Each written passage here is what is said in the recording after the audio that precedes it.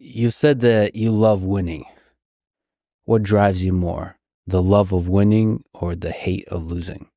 Maybe equally, maybe both. I don't like losing, and I do like winning.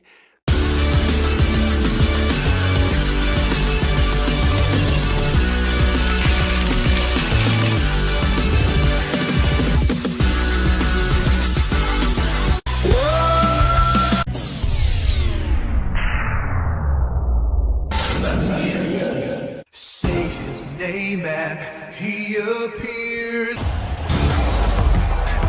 This is a friendship that'll never ever end. Greetings and welcome to Winning 2024. How's everybody doing out there this evening? Hope you're all doing and living well. We unfortunately had to pivot tonight and not get to the Make America Healthy Again live town hall because of Hurricane Milton, who took center stage. And so that's the way it goes, y'all. That's the way it goes. And so I guess I'm going to wait here to get started until some people show up because I had to pivot on the time.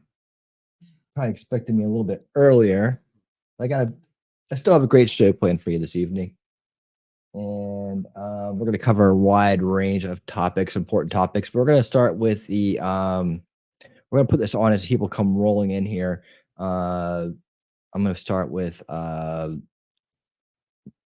see. I'm going to start by thanking all the members of the Winner Circle who subscribe to one of the 3 or 4 different tiers that we have and support the channel on a monthly basis. Thank you so much. And thank you to Shelly and Wolfram who support the channel over on Rumble as well. And we are, of course, broadcasting live on Rumble, YouTube, and X as always. And we're off and rolling. And thank you to everybody who subscribes and supports this other free speech platforms, free speech platforms as well. Thank you guys so much for your support. It means a lot in these times, especially. Wolfram, thank you for dropping these links. Sir, how are you doing this evening? Remember, guys, when you're here, always listen to the wolf. He knows what he's talking about. And he wipes his paws, lips in the house, and he's here. And there is Shelly greeting our hostess with the mostest, greeting people at the door with big hugs. And there's Outpost Nerd. Outpost, we're going to be covering one of your favorite topics right off the bat, hurricanes. And I'm going to pull this up and kind of have it play into the side here as we go.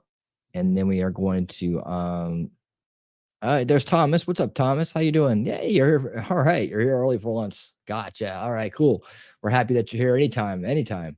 All right, and right off the bat, we got 5 gifted memberships from Shelly. So let's do our thing. I really need to get a new one for this. I'll do it one day. It's cold. A big warm Vietnam. It has to do. I can't imagine a more beautiful thing. It's cold.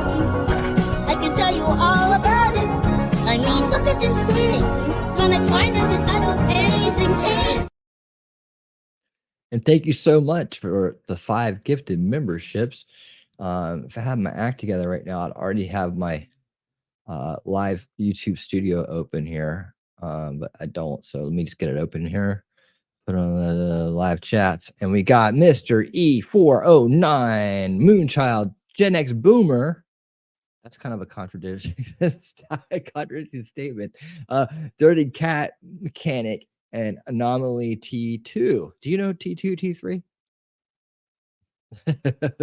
But all 5 of those people are now got gifted memberships to the Winner Circle. I'm so happy to see all you guys rolling in. And I'm sorry that we don't have the Make America Healthy Again town hall. Again, it was postponed due to the hurricane.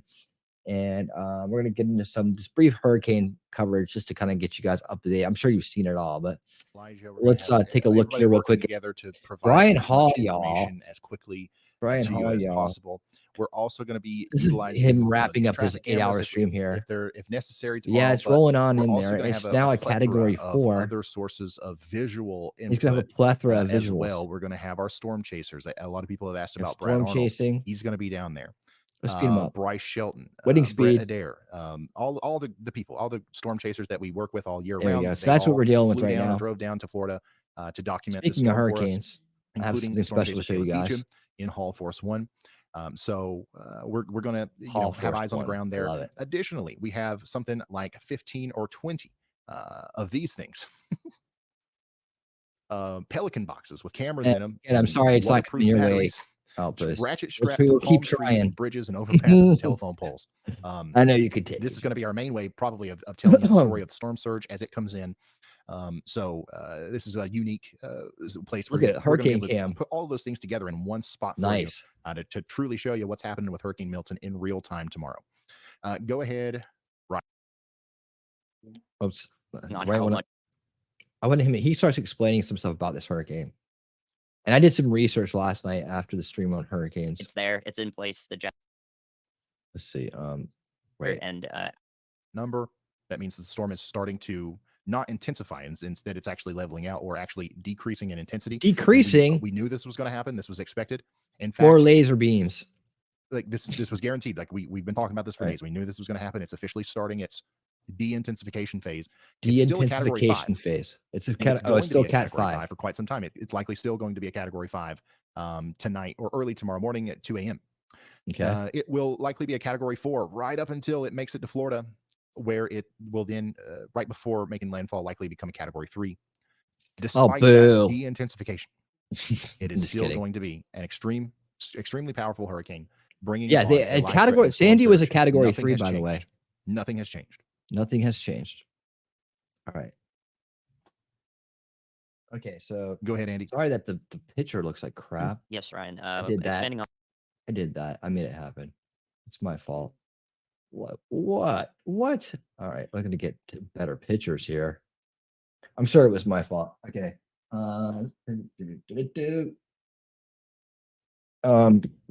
There we go. Much better. One more part of the National Hurricane Center's forecast discussion as well.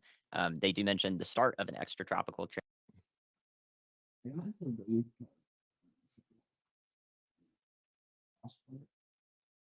transition right as Milton is making. Stop and catch up. Just take your breath. Take your time, YouTube. It's okay. Just breathe. Just breathe. Just take your breath. All right. Okay. So what we got here? It's an eye wall replacement. It's in the loop. What does that mean? Eye wall replacement. All right. So here we go. Landfall or very close to it when it's dealing with all of that shear. So extratropical simply means that the core of the hurricane may be changing over from a symmetrical cylinder that's warm as you go down into it to more of a hybrid where it's cool not gamer. as symmetrical. What's up, Cal? Or there are cold core characteristics to it that would make it not fully tropical. And they say that may help keep. I'm doing this. The storm stronger. They weigh it as they can't handle winning speed. It's a possibility stronger on the order of maybe, like 5 or 10 mile per hour difference, not exactly category 2 to category 5. So just like a little component of it that may help keep the intensity up compared to a lower end estimate on landfall. And that simply means the reason why that would happen is because there is that component of the shear that may still be constructive. We're looking at the shear, and as you go up towards Florida, increases in magnitude quite. Give me 1 second. I'm gonna fix these guys. 758. I gotta bring you better quality than that. I owe it to you. Happy birthday, cool gamer. Is it your birthday? There are cold core characteristics to it that would make it not fully tropical. And they say that may help keep the storm stronger. They weigh it as a possibility stronger on the order of maybe, like 5 or 10 mile per hour difference, not exactly category 2 to category 5. So just like a little component of it that may help keep the intensity up compared to a lower end estimate on landfall. And that simply means the reason why that would happen is because there is that component of the shear that may still be constructive. We're looking at the shear, and as you go up towards Florida, increases in magnitude quite heftily. I'll listen to people who know what they're talking about. The jet streak is there. It will interact with it. This guy's a weather nerd. On how much. All right, I'm done with this. I don't know why it keeps defaulting back to this. I think because it's still processing. Like this literally just went off the air. So I'm kind of jumping in on it. I'm wondering if it can actually handle the truth. Yeah, let's go. And I want to play it right now at a better quality. More easterly it goes versus northeasterly. Perhaps a little bit more of the parallel component of the shear could help to maintain its intensity rather than fully shred it apart like we expect it to do if All right. Well, it were to go further north. So the direction that intensity. is the reason why the National Hurricane Center includes that as a possibility in their I cannot believe how much problems it's having. forecast discussion for anyone who has happened to read that or for any other resource or streamer who has tried to cover it and talk about. Okay, can't handle it. See you guys. Nice try.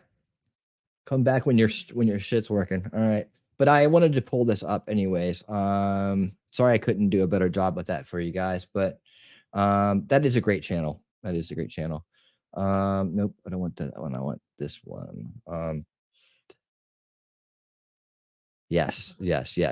So I put this post out here. Let me minimize it for a quick second. All right, there we go. And then we just pull it back up. Yeah, it should be better, but not great. That's great. All right, that's great. All right, so here we go. I put out a list of notable hurricanes from the past 80 years just to kind of compare what we've been seeing here. And as you can see, strong hurricanes go way back in time, and they always were cat 4, cat 5. There's some cat 3s, cat 1s, and cat 3 is no joke. There's always devastating. Gloria, I remember the Gloria well from the 80s.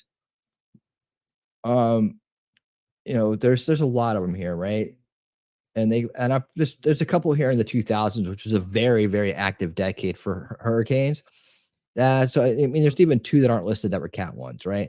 But you had a lot. You had like 1, 2, 3, 4 in the year 2004, right? And then you had 1, 2, 3 in 2005. And then you have these long breaks in between of significant hurricanes. Just to kind of put history in our minds, right? These strong storms have always been around. And I know when they happen, they get very sensationalized and people think that there's some kind of finagling going on. I could add Milton to this list. It's probably, like you said, it's probably going to be like a 3 when it hits. But we'll wait and see. The reason I didn't add to the list is because this is when it hits. This is what they are. So I just went back in time. And I started in the 50s because that's when they started naming them. So, and I don't know how well they tracked them as time went on either. But as you see, they have increased over the years, but that has a lot just to do with the sun cycles and whatnot, decade per decade. We are so teeny tiny, itty bitty small, and our lifespans are so teeny tiny and short. They're so short. Our lifespans are so short. We can only seem to remember what's in front of us, the times of our lives. And we think that if one thing has changed over the course of our life, that everything's changed and something's wrong. And we tend to not look back in time and remember that shit happened before we were born. And that shit happened before our civilization was here, before our country was formed, shit's been going on forever. And I always like to take this time to kind of put things back in perspective when people are, when crises happen, people seem to think it's always the worst thing that's ever happened. And the news especially will sensationalize it to get their agenda across that, I can't tell you how many news articles or reports I've come across, and the guys are just like, it's because of climate change, of course, right? And I just want to remind the climate change people out there that, hurricanes happened and they were very strong even in the 60s. Even back in the 60s, they were very strong and they caused damage and people suffered and they had to get over it and rebuild. And that's what happened. And this is what happens. We know that this time of year is hurricane season. 2000s, it was a bunch. We survived the 2000s though. We did. We're still here. And it's 20 years later, we're still here, right? 10 years later. And we're having a nice little season right now. But yeah, as you can see, most of them aren't even up to Ian's strength, a cat 5. We had more cat 5s in previous years. So this whole idea that they're getting stronger and meaner and badder and all this other stuff, they're always hitting the same spots in the Gulf Coast. They always take these different types of trajectories. I looked at some other ones that said, they always speed up over a 24-hour period. So if you see something go from a tropical storm to a Cat 5 in 24 hours, perfectly normal. A lot of these hurricanes have. You can go to my list, look up all these hurricanes yourself, and you can find out their story about it. Some of them went across Florida. Some of them went on the outside of Florida and bounced up, going as far as New Jersey before hitting landfall, going as far as Virginia and the Outer Banks before hitting landfall. They do what they want to do. They do what they want to do. So here's a nice long list of hurricanes for you to dive into if you're interested in the topic, and you can actually learn a lot about history just by doing this as well. So I just wanted to bring that up, and I put that list out there for you for anybody who's interested in hurricanes. They can go have some fun with that. Hey, Furby, what's up? T-Rex, what's up? I see you guys coming in. Let's see. We had a CME last night. All right, cool. Let's see. To put our short lives in perspective, the last time the current comet visited the sun, we were in the Stone Age. Right, Wolfram? Yes, based. Memento, I see you there. Seems to get stronger. Okay, wait, hold on. They also have developed better and more accurate instruments to measure them. That's true. So them to get stronger. Yeah. They have. At the time we have evolved. Herman, what's up, my friend? How you doing? Good evening from jolly old England. I hope you're doing well over there, my friend. I hope you're doing well and keeping safe. I hope that things are turning around. 2018, Michael, is that the one, nerd? Is that the one? It's really about the warm water in the Gulf this year that's really feeding these hurricanes. It's quite normal. Everyone I know in Florida says we live in Florida. Hurricanes hit every year. Yeah. I have family in all up and down Florida, and they're ready for it. It's just a way of life. But never let a crisis go to waste, right? Okay, so that's the update on old Milton, and that's why we're not watching the Make America Healthy Again live stream, which I'm very excited about, by the way, and I really want to. I can't wait to cover it. So I hope they are able to reschedule it very soon. Speaking of which, I know I got some top stories here listed, but I want to jump to this one that just came in. Speaking of JFK Jr., I tell you what, I'm very excited to have this guy on the team. I hope you guys are too. He's doing some amazing stuff, and I wanted to go ahead and right off the bat talk about. Okay, hold on. You know what? I'm jumping too fast. All right, you guys are all about hurricanes right now, and here I go trying to ADD out the door. And by the way, happy birthday again to Cool Gamer. Everybody, happy birthday to Cool Gamer. I don't know how old you are, but happy birthday, my friend. Happy birthday. Do I still have my birthday thing in here? Hold on. We got to sing happy birthday to him. I got to find it. Let's see. I might have taken it down for space. I don't know why I would take that one down, because I have, you guys don't know this, but I have a contract. I have a contract with Shizzy himself, right? And the deal is this, that, anytime there's a birthday, he's under contract to have to show up and sing happy birthday to that person. So I think he's just rolling in here now. Yep, I think I see him in the background. Let's give him a second to get his mic on, and we'll have him in here in a second to sing happy birthday to Cool Gamer, and we'll celebrate his birthday as soon as Shizzy is ready. But yeah, hurricane season is here. Oh shit, that's the wrong Shizzy. Hold on. Okay, hold on. Oh, here it is. Sorry, he had a little connection issue here. Let's get him straight. Oh, he's back. Hold on, he's getting his mic straight. No, we don't need a cake. We don't need a cake, Shizzy. Not this time. No, balloon animals. No. Oh, okay. Here he is. He's ready. Your birthday, happy birthday. It is your birthday, happy birthday. I love you. I know.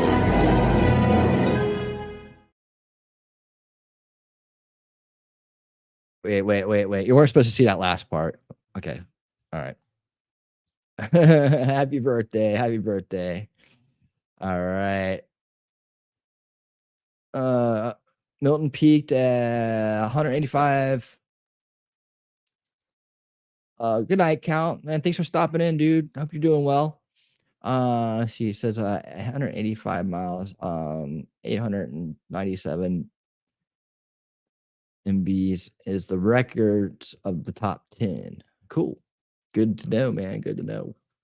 Good to know. Furby, I said hello to you, right? The Gulf is literally a perfect hurricane factory. Yeah, I know. Like, isn't it? It really is. And it is all about it this time of year. All about it. All right. Man, we got a great crowd in here tonight. Let me show you this stuff from RFK Jr. Here we go. Right here. I'll get down low so you can read it better. All right. Breaking news, RFK Jr. just launched an open digital forum called Policies for the People. This is one of the greatest ideas ever right here, where citizens all over the country can post policy proposals that Trump's team will review. Talk about getting a place for solution culture to take off, right? This is beautiful. This is beautiful. I love it when there is emergence going on, right? Spontaneous order, right? Things are clicking in the right direction as more of us come together. The things that need to get done are starting to form, the mechanisms and abilities to get these things done. And believe me, I'll probably be taking full advantage of this site. Patriots are already using the portal to post and vote on policy ideas ranging from health to the economy. That's really cool. One guy posted a fairly detailed explanation on how we can use the Civil Rights Act to restore free speech, which isn't something I've ever thought of. Therefore, what is needed is the inclusion of a new protected class into the Civil Rights Act. This class should be broadly defined as individuals engaging in public speech, expressions of viewpoints, or activism that is protected by the First Amendment. Interesting. Trump's second term is literally going to be fueled by we the people and not big donor puppet masters looking out for themselves. Boom. Solutions happening. What do you guys think of that?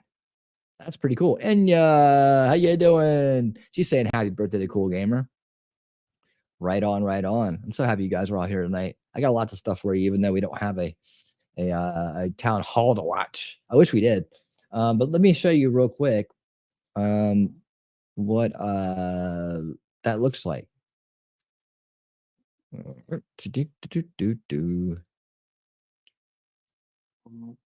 There it is.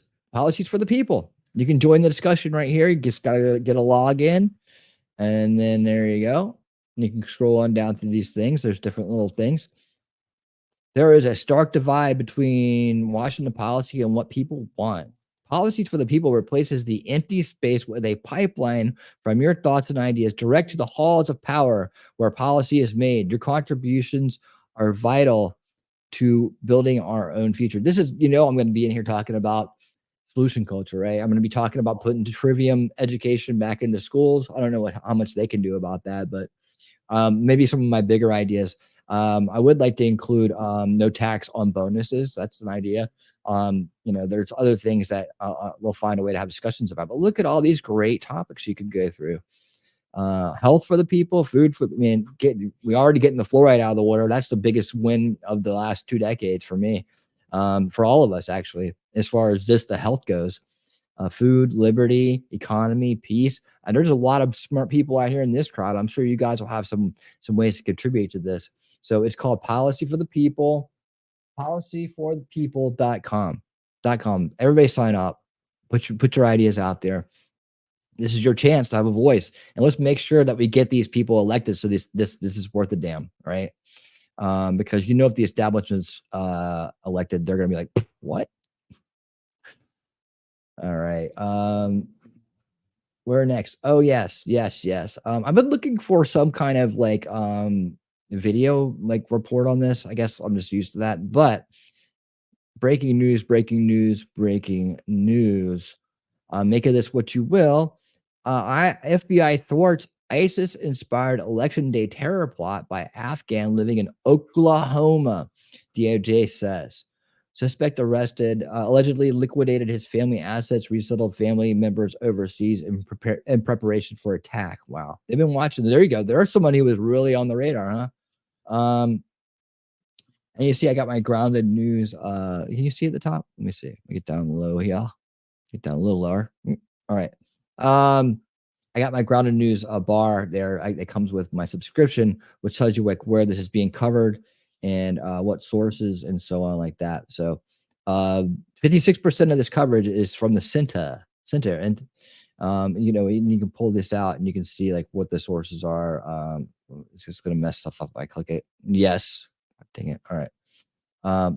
Anyways, it takes me to the website on another tab you can't see. But anyways, evidently this is the guy right here. Hamas launches, no, that's not, hold on, a photo from July in which the defendant allegedly is describing to his daughter and another child the rewards a martyr receives in the afterlife. Oh, all the virgins. Kids, you get to be with virgins like yourselves. As charged, the Justice Department foiled the defendant's plot to acquire semi-automatic weapons and commit a violent attack in the name of ISIS on U.S. soil on election day. You know, here's the thing.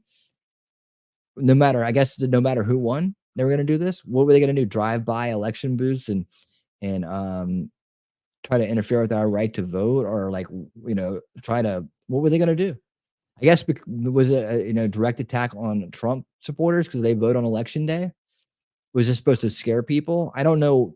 You know, when you see stuff like this, you got to take it with a grain of salt, right? What do you guys think?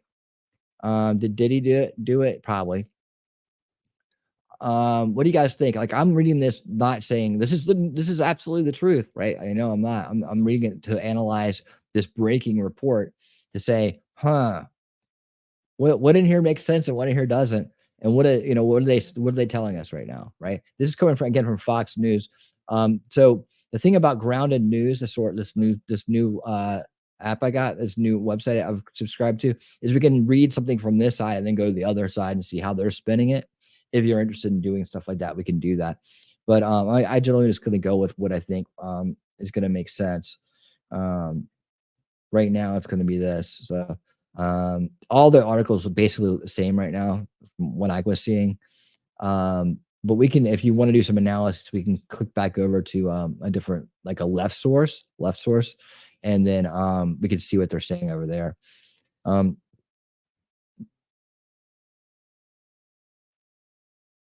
Okay, I'm making sure you guys are. I'm just looking over here. I have to look at a different screen to read this, so I might not see your chats for a second. Okay, so let's see. Ahead of the planned attack, Tall Heidi allegedly liquidated his family assets, and okay, we saw that part. And overseas, acquired an AK-47 assault rifle and ammunition. He is in his seized communications to Tawahidi allegedly indicated that his attack was planned for election day, and in a post-arrest interview, Tawahidi allegedly confirmed the attack was planned for election day, targeting large gatherings of people during which he and the juvenile were expected to die as martyrs. Wow. This defendant, motivated by ISIS, allegedly conspired to commit a violent attack on election day here in our homeland, said FBI Director Christopher Wray. I'm proud of the men and women of the FBI who uncovered and stopped the plot before anyone was harmed. Terrorism is still the FBI's number one priority. We will use every resource to protect our country. Yes, got you. All right. Federal prosecutors alleged Tawahidi communicated with someone who facilitated the recruitment, training, and indoctrination of those who expressed interest in terrorist activities, and who he believed was affiliated with ISIS. During a search of his phone and other election devices, he was seen on. Should that be electronic devices? He was seen on a video recording on July 20th. Okay, we saw it reading to children from a text that describes the rewards for a martyr receives in the afterlife. You believe that shit, man. He also saved ISIS propaganda on his iCloud and participated in pro-ISIS Telegram groups as well as contributing to a charity which funneled money to ISIS. How about that? All those things are and more. While liquidating their family asset, Tawahati and the underage co-conspirator advertised the sale of the family's personal property on Facebook. Confidential informants working for the FBI inquired if the computer was still for sale, claiming they needed it for a gun business. That led Tawahati and the juvenile to meet with the informant and others working for the FBI at a rural location to test firearms. Tawahati expressed interest in purchasing 2 AK-47 assault rifles, magazines, and ammunition from the informant. Prosecutors said he faces up to 35 years in prison if convicted. All right. Well, what do you guys think of that? Is it real? Is it an FBI scare tactic? We've had so many things that people and some people in the FBI have done wrong, like Whitmer Fednapping hoax and all that shit where they set people up, January 6th, other places like that. How can we trust what we read, what they're telling us, right? In this case, they're what trying to is it a veiled way to scare people from going to the election polls? I mean, I can go there too. I can go there too. You know, I mean, that when you have a track record of being doing deceitful things and setting people up and creating patsies from informants, documented, and then bragging about it on a national level, it's hard when you get reports like this to take your word for it. That's why we have to get the corruption out of our systems and get the cultural Marxists out of our deep intel agencies, so that we can actually trust them again and feel like when we read something like this, it's the truth. Now, this guy does look kind of sketchy, right? I mean, he looks kind of sketchy. And I guess more will come out. But I would say, you know, grain of salt, but not denying is where I'm at with this. I'm not denying that this happened, but I'm, you know, a little bit of grain of salt. I'm not going to go to anybody's defense on this, especially this dude either. You know, so I'm not going to jump the shark. It is what it is. And we'll see if more comes out on it. Kim's Creations, how you doing? Look at that. What is that? Kim's Creation. That looks pretty cool. What do you got in there? You got a turkey, and it looks like do you do cooking stuff? That's really cool. I like your avatar. Reminds me of Crying Wolf too many times. And that's what it is, right? And then, you know, during the early days of the Patriot Act and you know, the Bush years and stuff like that, they've lost credibility. Their intelligence agency lost a lot of credibility.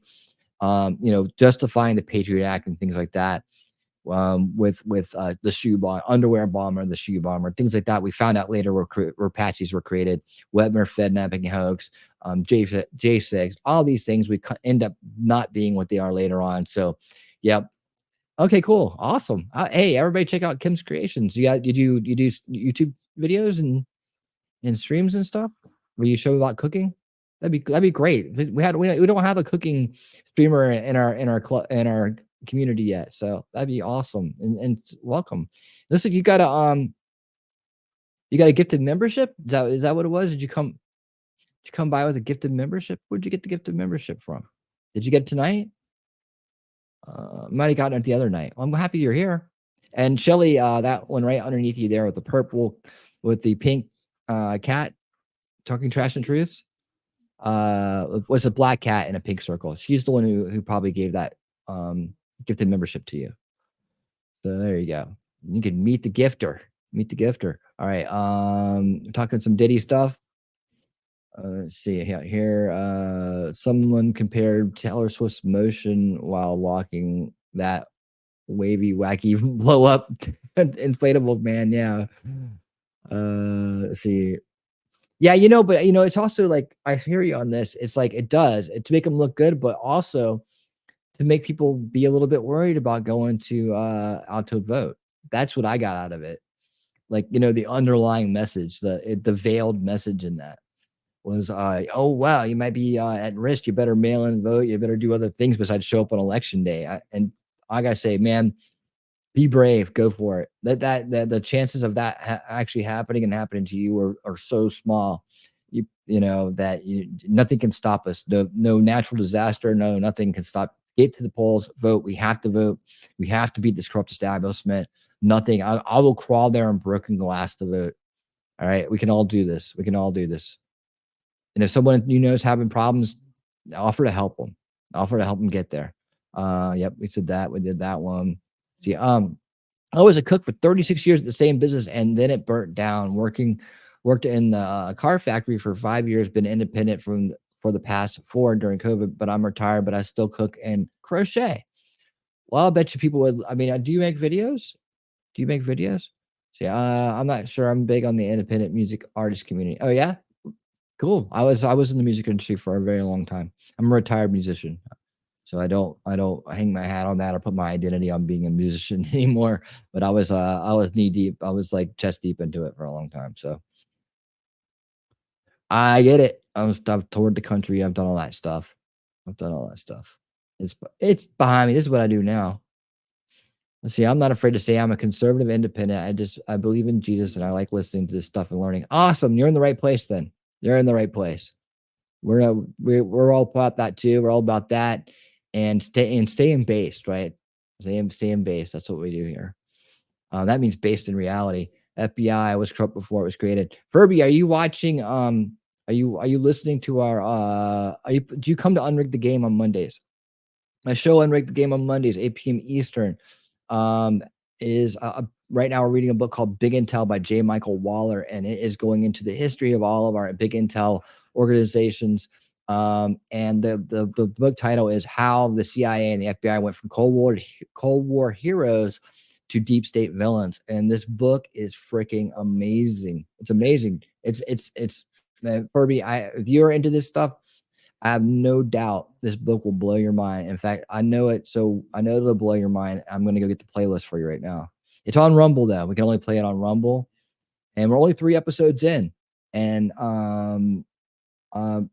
I wish we could keep reading this book for a year. Actually, it's really good, man. The chapters are short, so we do like 3 at a time.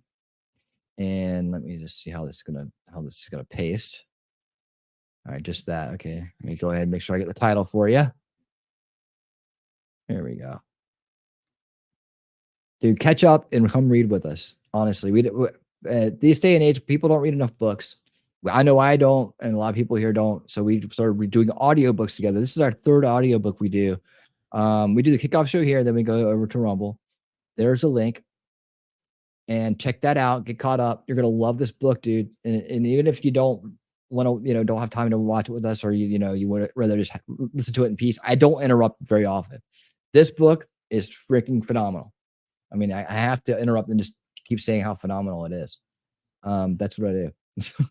But it's a lot of things I've been talking about since I started the channel about ideological subversion, how information-based mind control, in this cultural Marxist disease that's been circulating through all countries, destroying countries as it goes like a hurricane.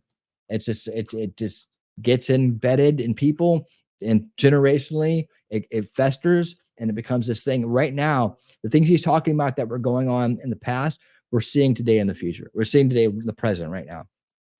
And we know where the future leads by looking at what happened in the past with these places, right?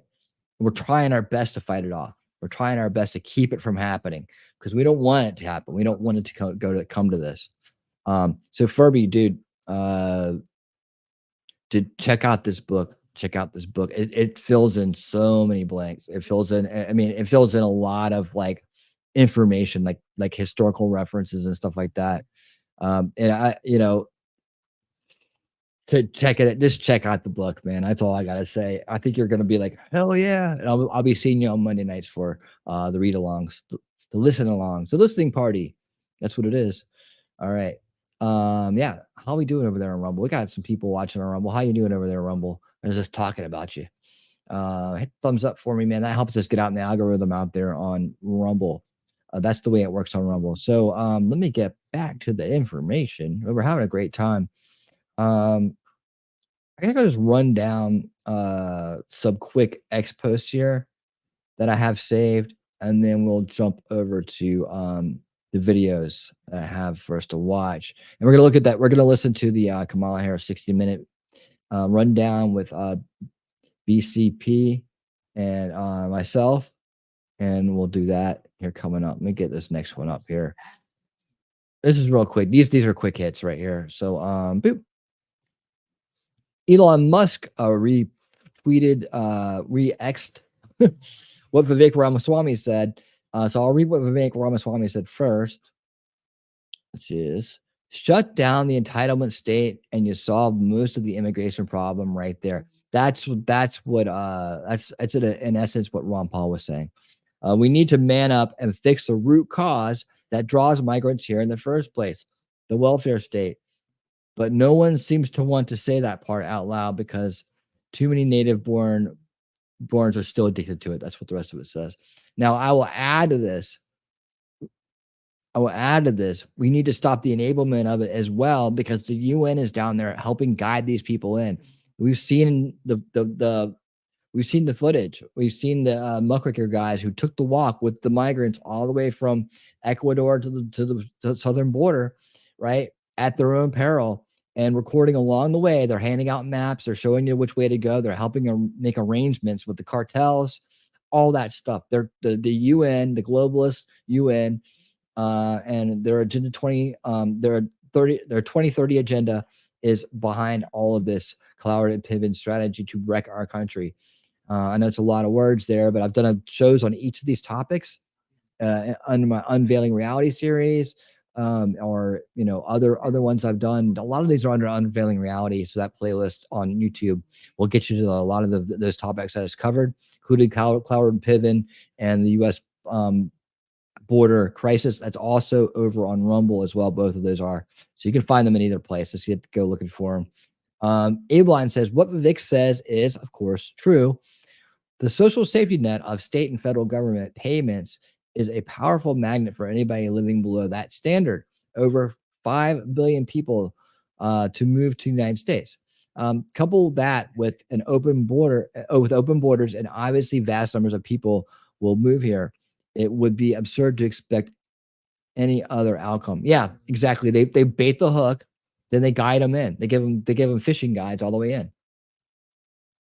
Absolutely. Well, let's do it. But is that Kamala's her big her bipartisan common sense, border bill they're going to pass, and Donald Trump stopped it according to her? No, it was to get 1,500 more border agents to help usher nearly 20 million people in a year. What was it, 2 million a month or something like that? It's so ridiculous it wouldn't even worth remembering. I mean, no, we're not. Of course, we're not going to do that. We need to seal the border, right? Stop this bullshit, deport people, and then get back to letting people in. Right now, it should be like, whoop, no, we can't let more people in. Do I follow Radix? Yeah, I've had her on the show twice. She's a good friend. She's been here twice. I've helped, trying to help her with her documentary best I could. I mean, I don't have a tremendous reach, but I've had her on twice. I would say check out the last one, and I should have her on again soon. When her documentary comes out, I'm gonna have her back just to help promote her documentary again. So yeah, let's see. Yep, listen to the Wolf guy. He knows what he's talking about. Yeah. All right. Cool. Let's see. And if someone could throw Furby that link to Radix, the Radix last interview, that'd be helpful too. We'll get Furby all linked up tonight. Let's see. Colin Rugg. Let's see. This is up here twice for some reason. There's 2 different things. Okay, that's the one I got. Oh yeah, this is crazy. Got a little video with this one. New Biden counter programs. Kamala Harris and says counter programs. Kamala Harris and says Governor Ron DeSantis is doing a great job just hours after Harris said he was doing an awful job. This is crazy. As Harris was on The View shaming DeSantis, Biden told reporters he gave DeSantis his cell number because he's doing such a good job. DeSantis is doing a good job. He's a great governor. He really is. Kamala, DeSantis is utterly irresponsible for not taking my call. I mean, he doesn't want to talk to you, clown. DeSantis, Harris has not once called me for hurricane assistance in 3.5 years. Oh, that's what DeSantis says. Kamala on The View, DeSantis is playing political games. I'll bet you they ate that up. Oh, girl, Ron DeSantis is doing a great job, and I even gave my personal cell phone number. Let's just listen to this here. Let me stop it, rewind it. It's probably the same thing I just read. The governor of Florida has been cooperative. He said he's gotten all that he needs. I talked to him again yesterday, and I said, no, you're doing a great job. It's all being done well. We thank you for it. And I literally gave my personal phone number to call. You know, moments of crisis, if nothing else, should really be the moment that anyone who calls themselves a leader says they're going to put politics aside and put the people first.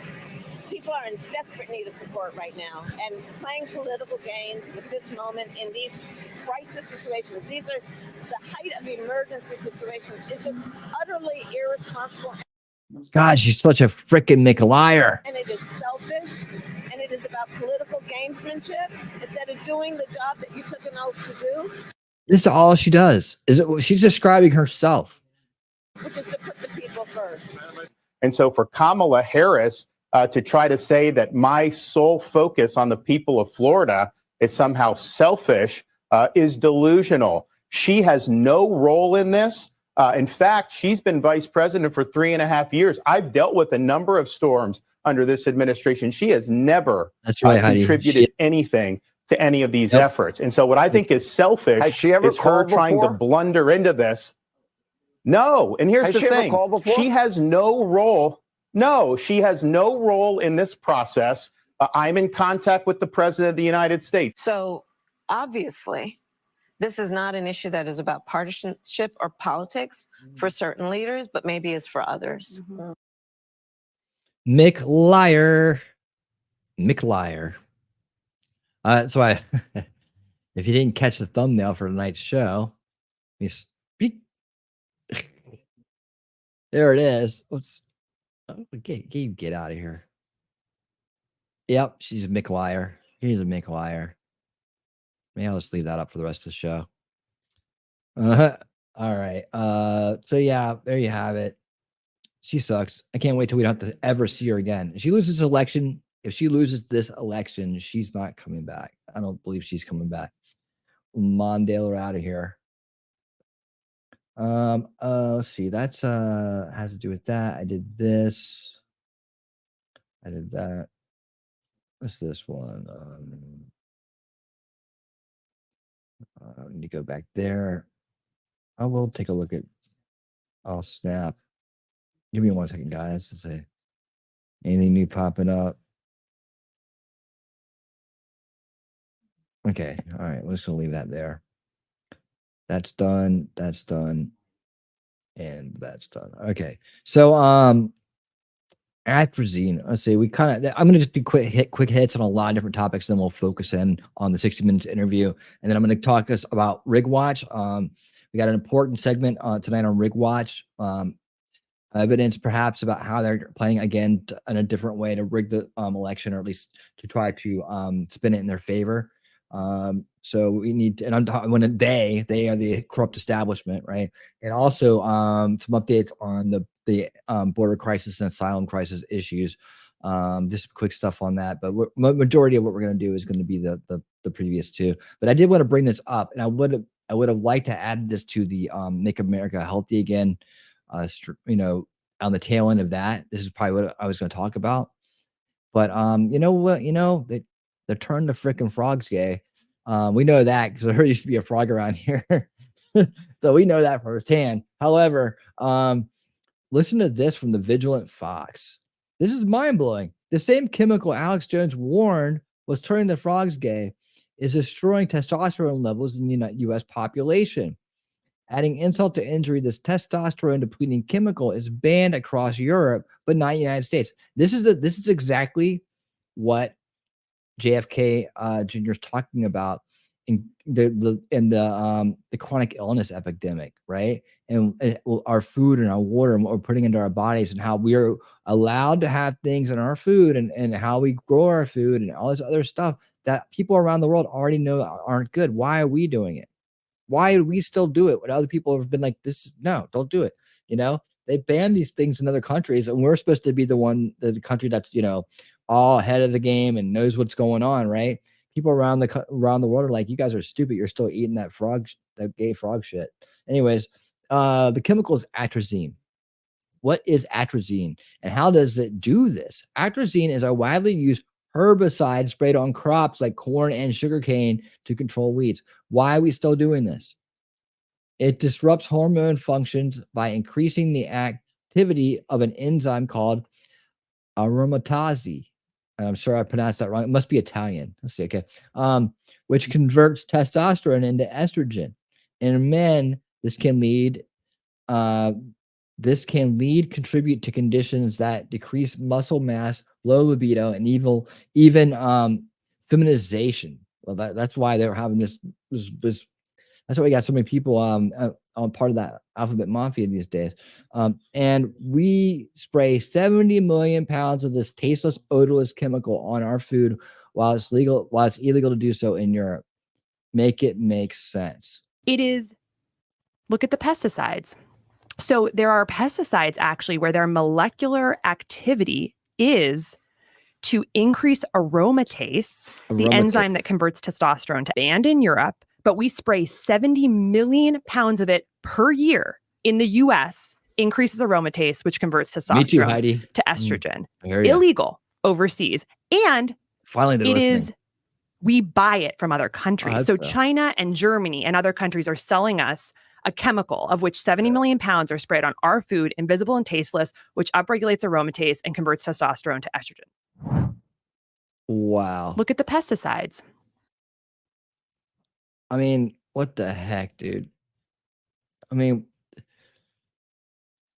I can't wait to get to the bottom of this stuff. That's why we need to make sure we get the corrupt establishment out of power in this country. That's the only way we're going to find out what this shit's all about and stop it. You know, we already have known this. People just don't listen, right? Because they've been able to silo away information about food and water and all that stuff and just call people crazy for talking about it, because then, you know, people add a bunch of other craziness on top of their rhetoric, on top of what they're talking about when they're talking about stuff they can just stay based on, right? Like the food and water stuff is real. We've done a few different documentary watch alongs on this and done many shows talking about these issues. Many shows. In fact, the best one out there is I'm gonna work you hard tonight, Shelly, but the God, phrasing. The fluoride deception, Unveiling Reality. Was it Unveiling Reality or was it Old School Watch Party Sundays? I think it was one or the other. It's out there. You can drop that link to everybody. The full stream is over on Rumble, but the fluoride portion of it is here on YouTube. So we did that in Seeds of Death, right? And that goes back and covers all that. We also did Food Inc. on a different occasion. I love going back to this subject because it needs to be said. And the reason why I brought it up is because I was like, I don't think nobody's talking about these things anymore. And I remember it being with the major issues of the day 10, 15 years ago. But I felt like we were making progress. In fact, I thought we were making so much progress, I kind of laid off of it. And I realized now no one's talking about it anymore. And yet people are still out there drinking out of their tap, and they're still out there eating at these fast food restaurants and not buying organic. We had made so much progress in the organic market that the food prices for organic came down to what would be, even almost close to the GMO mass processed chemical infused food that's out there. And I know that, the cost was a concern for people. So bringing the cost down by having more of us buy it up front that could do it, we were able to not only bring the cost down, but also add to the variety where it was like organic food is on a competitive level. And I tell you what, nothing's perfect, right? But it's better than the alternative. It's a lot better than the alternative. Gravity filtered water, it's much organic food as you can possibly afford. From milk, start with the staples, right, and then work your way out to the little things, right? Milk, bread, eggs, butter. These things are affordable in organic levels, right? The meat gets a little bit more pricey, but work your way out. I mean, I'm all the way out to where almost 100% in the house. I'm pretty sure it's almost 100% here. If there's anything that's not 100%, it was probably brought in by somebody else and just sits in the back of a cabinet or something. But day in and day out, when I order my groceries, almost 100% organic. I'm pretty sure. If I can't find it, it's damn close. It's something I can I know that it's at least like cleaned up, right? It's like non-GMO. It's doesn't have the high fructose corn syrup in it or anything like that. I mean, just pay attention and you guys can get there really fast. Shelly's been on that track for a while and she's feeling much better and doing much better, and she's walking in herself. In fact, she was talking about it on her show today. She was. There's the Food Inc. Yep, there's Food Inc. And all that stuff. Yep. So we now's our time, and we got a champion that could be in the White House, and that's why I'm saying, some people out there get this TDS, man. Some people out there get this disappointment that things don't go their way, and I'm not going to vote. I'm not going to vote now because I don't know what to do. And well, the person you were going to vote for is now on Trump's side. So you should take a clue from that and just join the anti-establishment and let's get this job done. I mean, for once, you don't have to know everything. You can actually just go with the crowd, right? The crowd is in the right spot right now. And if a lot of these RFK voters that I was going to vote for him because I don't like any of the parties. Okay, fine. I get it. You don't like the parties. But this group, this anti-establishment movement has to come in through one of the two major parties. And the only one that you can come in through really is the Republican Party. You can look at it like that. Just show up and vote, be part of the cause. Right. I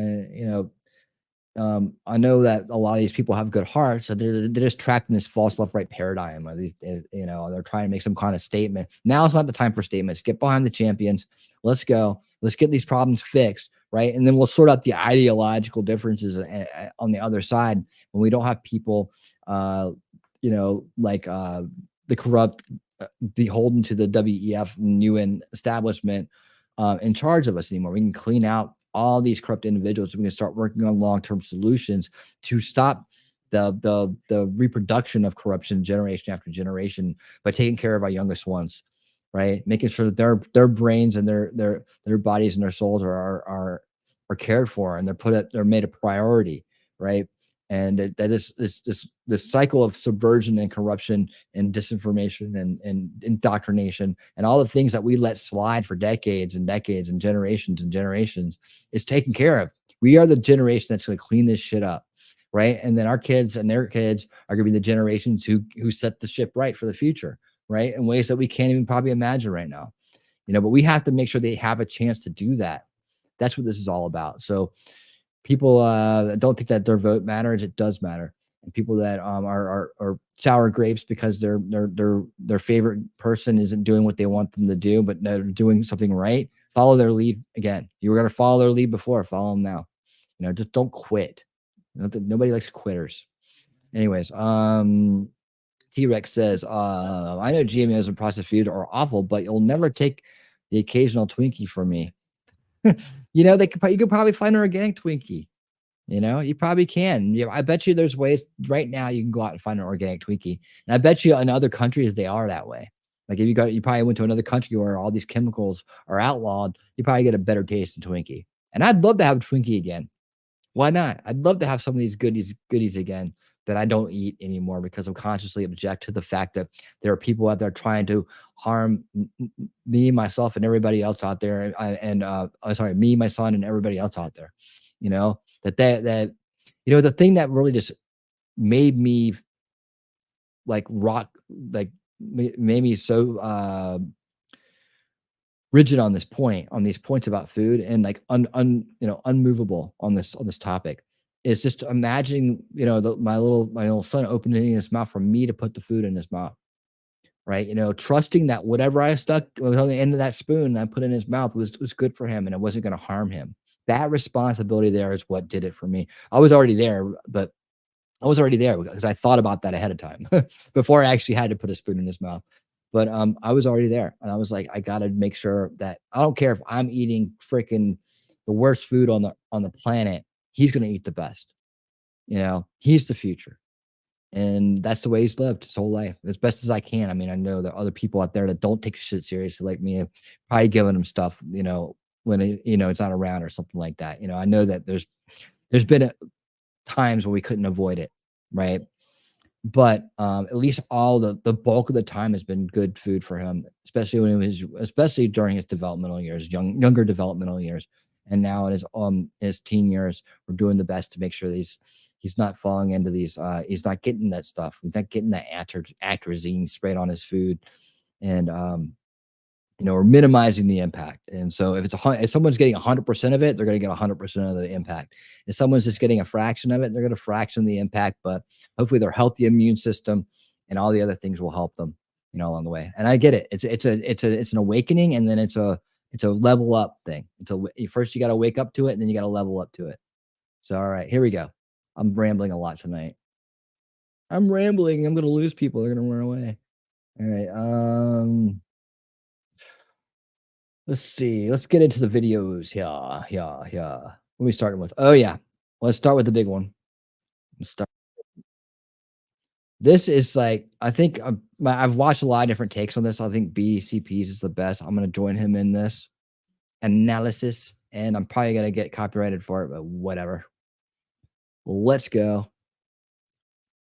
Kamala's 60-minute fail. A hard left turn here, but you recently surprised people when you said that you are a gun owner. And then if someone came into your house... That was not the first time I've talked about it. That's not the first time I've talked about it. So what kind of gun do you own, and when and why did you get it? I have a Glock, and I've had it for quite some time. And I mean, look, Bill, my background is in law enforcement. And so there you go. Have you ever fired it? Yes. Of course I have. At a shooting range. Yes, of course I have. What does success look like in ending the war in Ukraine? There will be no success in ending that war without Ukraine and the UN Charter participating in what that success looks like. Without bowing down to the UN and what the globalists tell us to think and do? Huh, how about that? Well, I can't believe that's coming out of her mouth. So that's the look I have on my face right now, too. Just going back to the previous topic, I'm sorry if I jumped really quick there. I looked at the boxes of cereal at a relative's house, pointing out to them all the harmful chemicals in them, like yellow number 5. They didn't care. I know they don't care. People, like, again, in belief systems, right? People they get offended by the whole food and water thing, instead of just being like, man, thanks for telling me someone was totally trying to poison me to make profits off of me.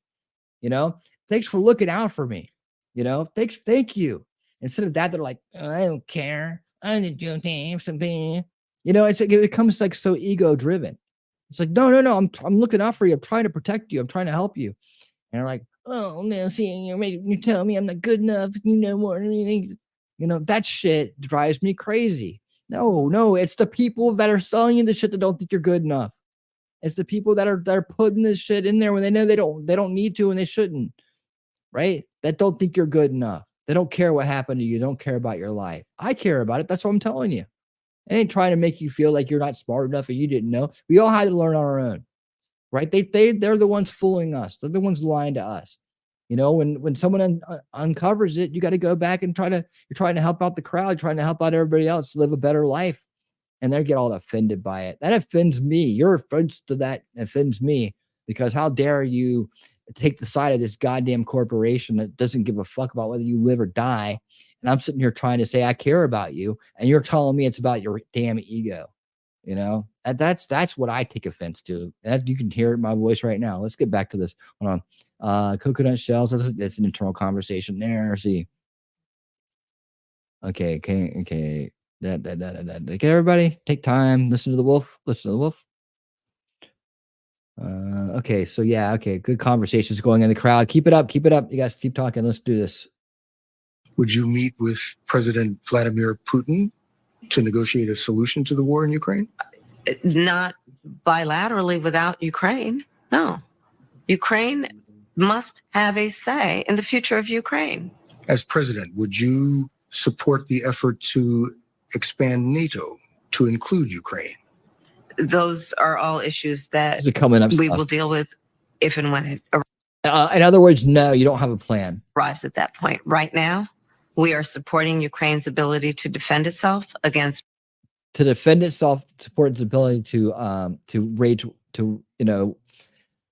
a war on And even when Zelensky comes and says he wants peace, he wants this to end, right? You're going to keep supporting that instead of supporting the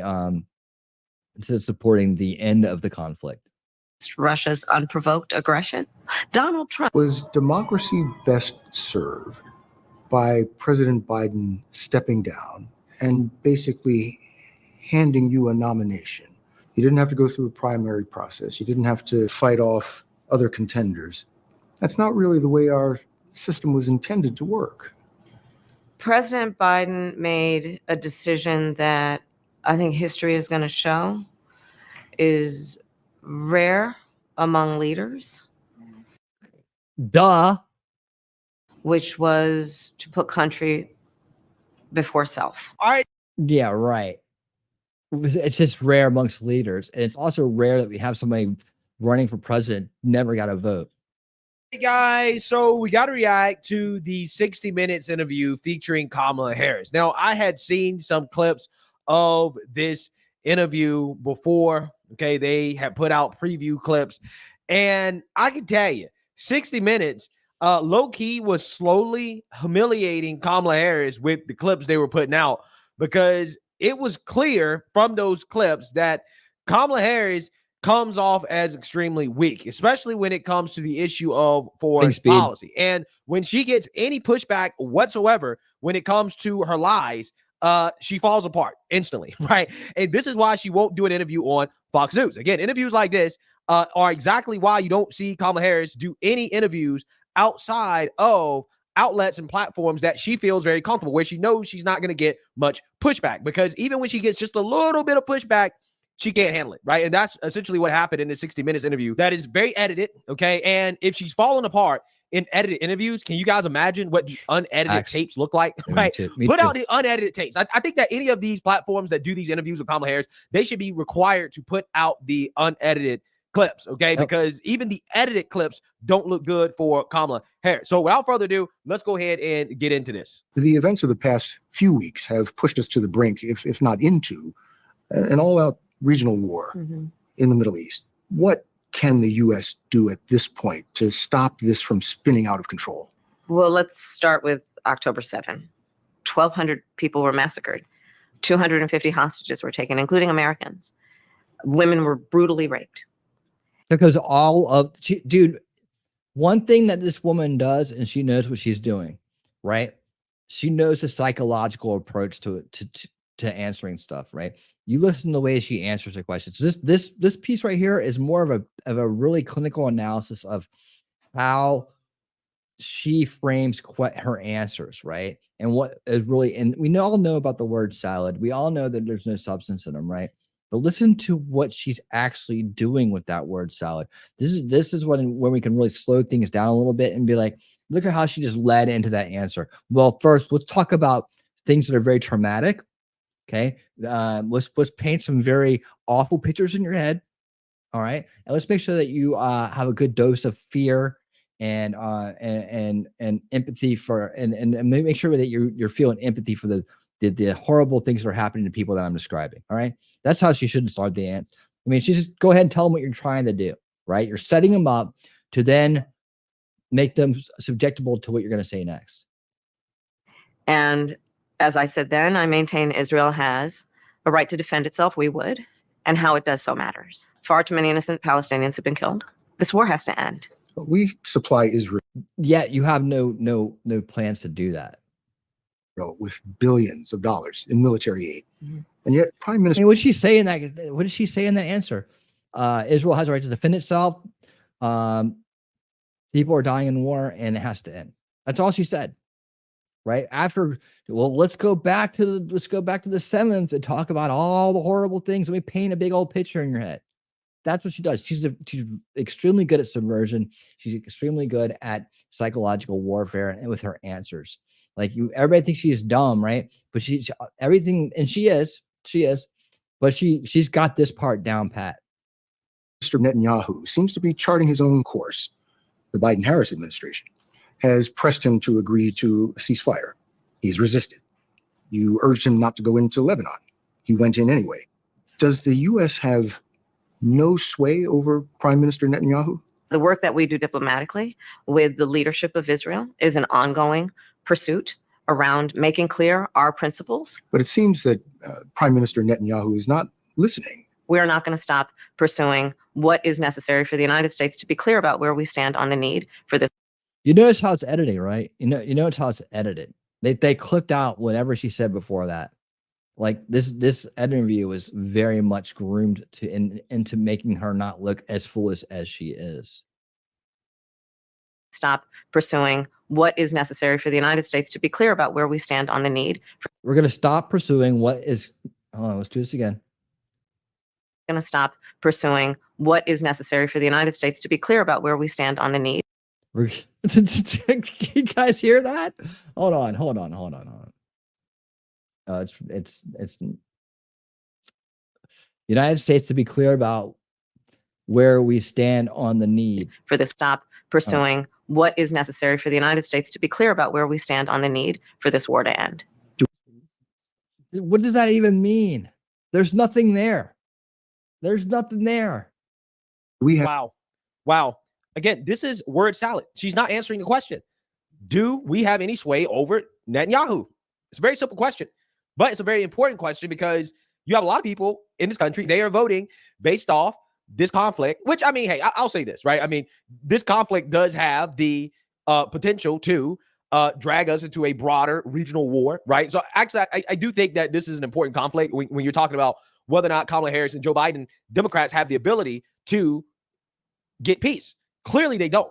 And when confronted on their ability to get peace, Kamala Harris gives a word salad because she cannot get peace, right? She can't do it. She doesn't have the ability to do it. If she could have gotten a ceasefire, she would have done it by now. So again, all these people that are voting based off this conflict between Israel and Hamas, okay, just understand that Kamala Harris does not have the ability to stop it. She does not have the ability to avoid the conflict spiraling out of control and potentially escalating into a full-blown war between Israel and Iran. She doesn't have the ability to do it, right? Because if she had the ability, she would have done it by now. And when confronted on it, she doesn't have any real answer. So again, this is weak leadership. And that's what's being highlighted here, that Kamala Harris is weak. Have a real close ally in Prime Minister Netanyahu. I think, with all due respect, the better question is, do we have an important alliance between the American people and the Israeli people? And the answer, no. You're going to tell him what a better question is? He's interviewing you. Oh no, I think I need to ask the question to myself and then I'll answer it. Right? I mean, what the heck? Have an important alliance between the American people and the Israeli people? And the answer to that question is yes. And while the war in the Middle East has dominated recent headlines, it's the economy that most concerns American voters this election year. So while she's talking, while she's talking, he's now doing a voiceover. What is this? This is crap salad, man. It's like crap word salad. But the whole structure of this interview is crap too. It's like he's literally talking over her while she's talking with a voiceover, because obviously what she's saying is so stupid it had to be covered up. I don't have no idea why they did that. Middle East has dominated recent people. And the answer to that question is yes. And while the war in the Middle East has dominated recent headlines, it's the economy that most concerns American voters this election year, as always. There are lots of signs that the American economy is doing very well, better than most countries, I think. But the American people don't seem to be feeling it. Groceries are 25% higher, and people are blaming you and Joe Biden for that. Are they wrong? We now have historic low unemployment in America among all groups of people. We now have an economy that is thriving by all macroeconomic measures. And to your point, prices are still too high. Wow. And I know that, and we need to deal with it, which is why part of my plan, you mentioned groceries. Part of my plan is what we must do to bring down the price of groceries. Harris says she'll press Congress to. Now he's going to explain over her. What in the hell is this? Pass a federal ban on price gouging for food and groceries. Yeah, of course. Now, instead of fix the economy and make the dollar worth something more valuable, they're going to go after price gouging. The invisible boogeyman that ain't actually happening. Run grocery stores out of business? Is that what you're gonna do? There's no gouging going on in grocery stores. We can prove it because our economy. This is being propped up. It's being propped up. Watch. But details are yet to be defined. What's new? What is new? You want to expand the child tax credit. Yes, I do. You want to give tax breaks to first-time home buyers. Yes. You said that, and they moved on. Like for groceries, for example, I'm gonna go price gouging, and this never says a damn word. You don't have a plan. You have a plan to go after a fictional boogeyman that ain't there, right? That ain't gonna solve anything. What you're gonna do is bullshit people until the election, and if you get in, you're gonna go right back to doing what you've been doing. The border's gonna be open. The inflation's gonna run rampant, and we're gonna slowly be destroyed and collapsed into a world system that does not stand for sovereignty, liberty, and freedom. And people starting small businesses. Correct. But it is estimated by the Nonpartisan Committee for Responsible Federal Budget that your economic plan would add $3 trillion to the federal deficit over the next decade. How are you going to pay for that? Okay, so the other economists that have reviewed my plan versus my opponent and determined that the other ones, the other economists, so the other economists say that it's a good thing. You don't got to stand. It's like, the ones that paid off on my side say it's good stuff. You get some of this good stuff, and and it's just this over and over again. You also got to understand. Yeah. My economic plan would strengthen America's economy. Wow. His would weaken it. This woman is literally just a walking script. That's all she is. She's just walking talking points. It doesn't matter what question this dude asks. She never answers the question directly, and she just goes back to her script that she's been given by her handlers. This woman is a robot. She's a robot. Like, she's mindless. Straight up. Like, she does not have the ability to critically think on her feet and to answer the damn question. Answer the damn question. This is why she's free falling in the polls, guys. This is why when you look at the betting odds, Trump has all the momentum. When you look at the polls, Trump is gaining the momentum because people are seeing this woman. The more that she's exposed, the more that she does these interviews, people are saying, okay, well, she said the exact same thing in this interview that she said in the last interview, and she's still not giving us the details that we're looking for. It's the same response. No matter what the question is, she goes to whatever talking points that she was given by her handlers. That is the most relevant to the question. It doesn't matter whether or not it actually answers the question. Any question about the economy, boom, back to the talking points about the child tax credit, about the $25,000 to buy homes, right? About the small business handouts. Like, it's all the same thing. It's all the same thing. And I think the American people are seeing right through Kamala Harris at this point. I think the more she does these interviews, I think she's actually going to hurt herself at this point. But she's desperate. And the reason why she's doing these interviews is because the hide in the basement strategy isn't cutting it. But also, this is not cutting it, right? If you're going to do the interviews, then actually do the damn interview, right? Because this is not really an interview. This is just her giving scripted answers to questions without actually answering the questions. But my plan, Bill, if you don't mind, my plan is about saying that when you invest in small businesses, you invest in the middle class. Wow. And you strengthen America's economy. Small businesses are part of the backbone of America's economy. But pardon me, Madam Vice President, the question was, how are you going to pay for it? Well, one of the things is I'm going to make sure that the richest among us who can afford it pay their fair share in taxes. This is the most bullshit answer on the planet. They've been saying the same goddamn thing for generations. Oh, they're going to pay the fair share. They're going to pay the fair share. The fair share. We're going to pay the fair share. What does that mean? It doesn't mean anything. You don't even know what a fair share is. Like, the people just like glaze past the words they're talking about here. Hey, Jacob, what's up, buddy? You're just in time for the fair share bullshit. It's the fair share. Are you paying your fair share? What's the fair share? People that are doing better than the people who fucked off, right? Or people, whatever their situation is, right? People who are doing better have to pay their fair share, right? While we let people run it across the border and give away all everybody's money, you got to pay your fair share. What the hell is a fair share? Nobody knows what a fair share is. Oh, but those really rich people, they're not paying their fair share. I mean, they're not giving you enough of their money. They already pay the most taxes in the country. They already pay the most for everything. right? And they're buying the most expensive shit, and they operate the businesses that employ people. Like, but they're not paying their fair share. Well, you're a millionaire. Why don't you pay your fair share? Why don't you give all your money up? They already did a report on this, that, and if every rich person in the country, every wealthy person in the country gave up all their money and all their assets, it would only last us a year, or like maybe less. There's no fair share. Why don't you just run the country right? And we're going to make sure they pay their fair share. I guarantee you could hear that in Hillary's little 2016 bullshit and Biden's 2020 bullshit. You can take it back to Obama's bullshit. They've been trying to get people to pay their fair share forever. They obviously don't have a plan for fair sharing. Pay the fair share. They've been saying this for decades, and every time they get into power, taxes go up for everybody but they're rich. Yeah, because the fair share, and they got to run. Well, they're still not paying their fair share.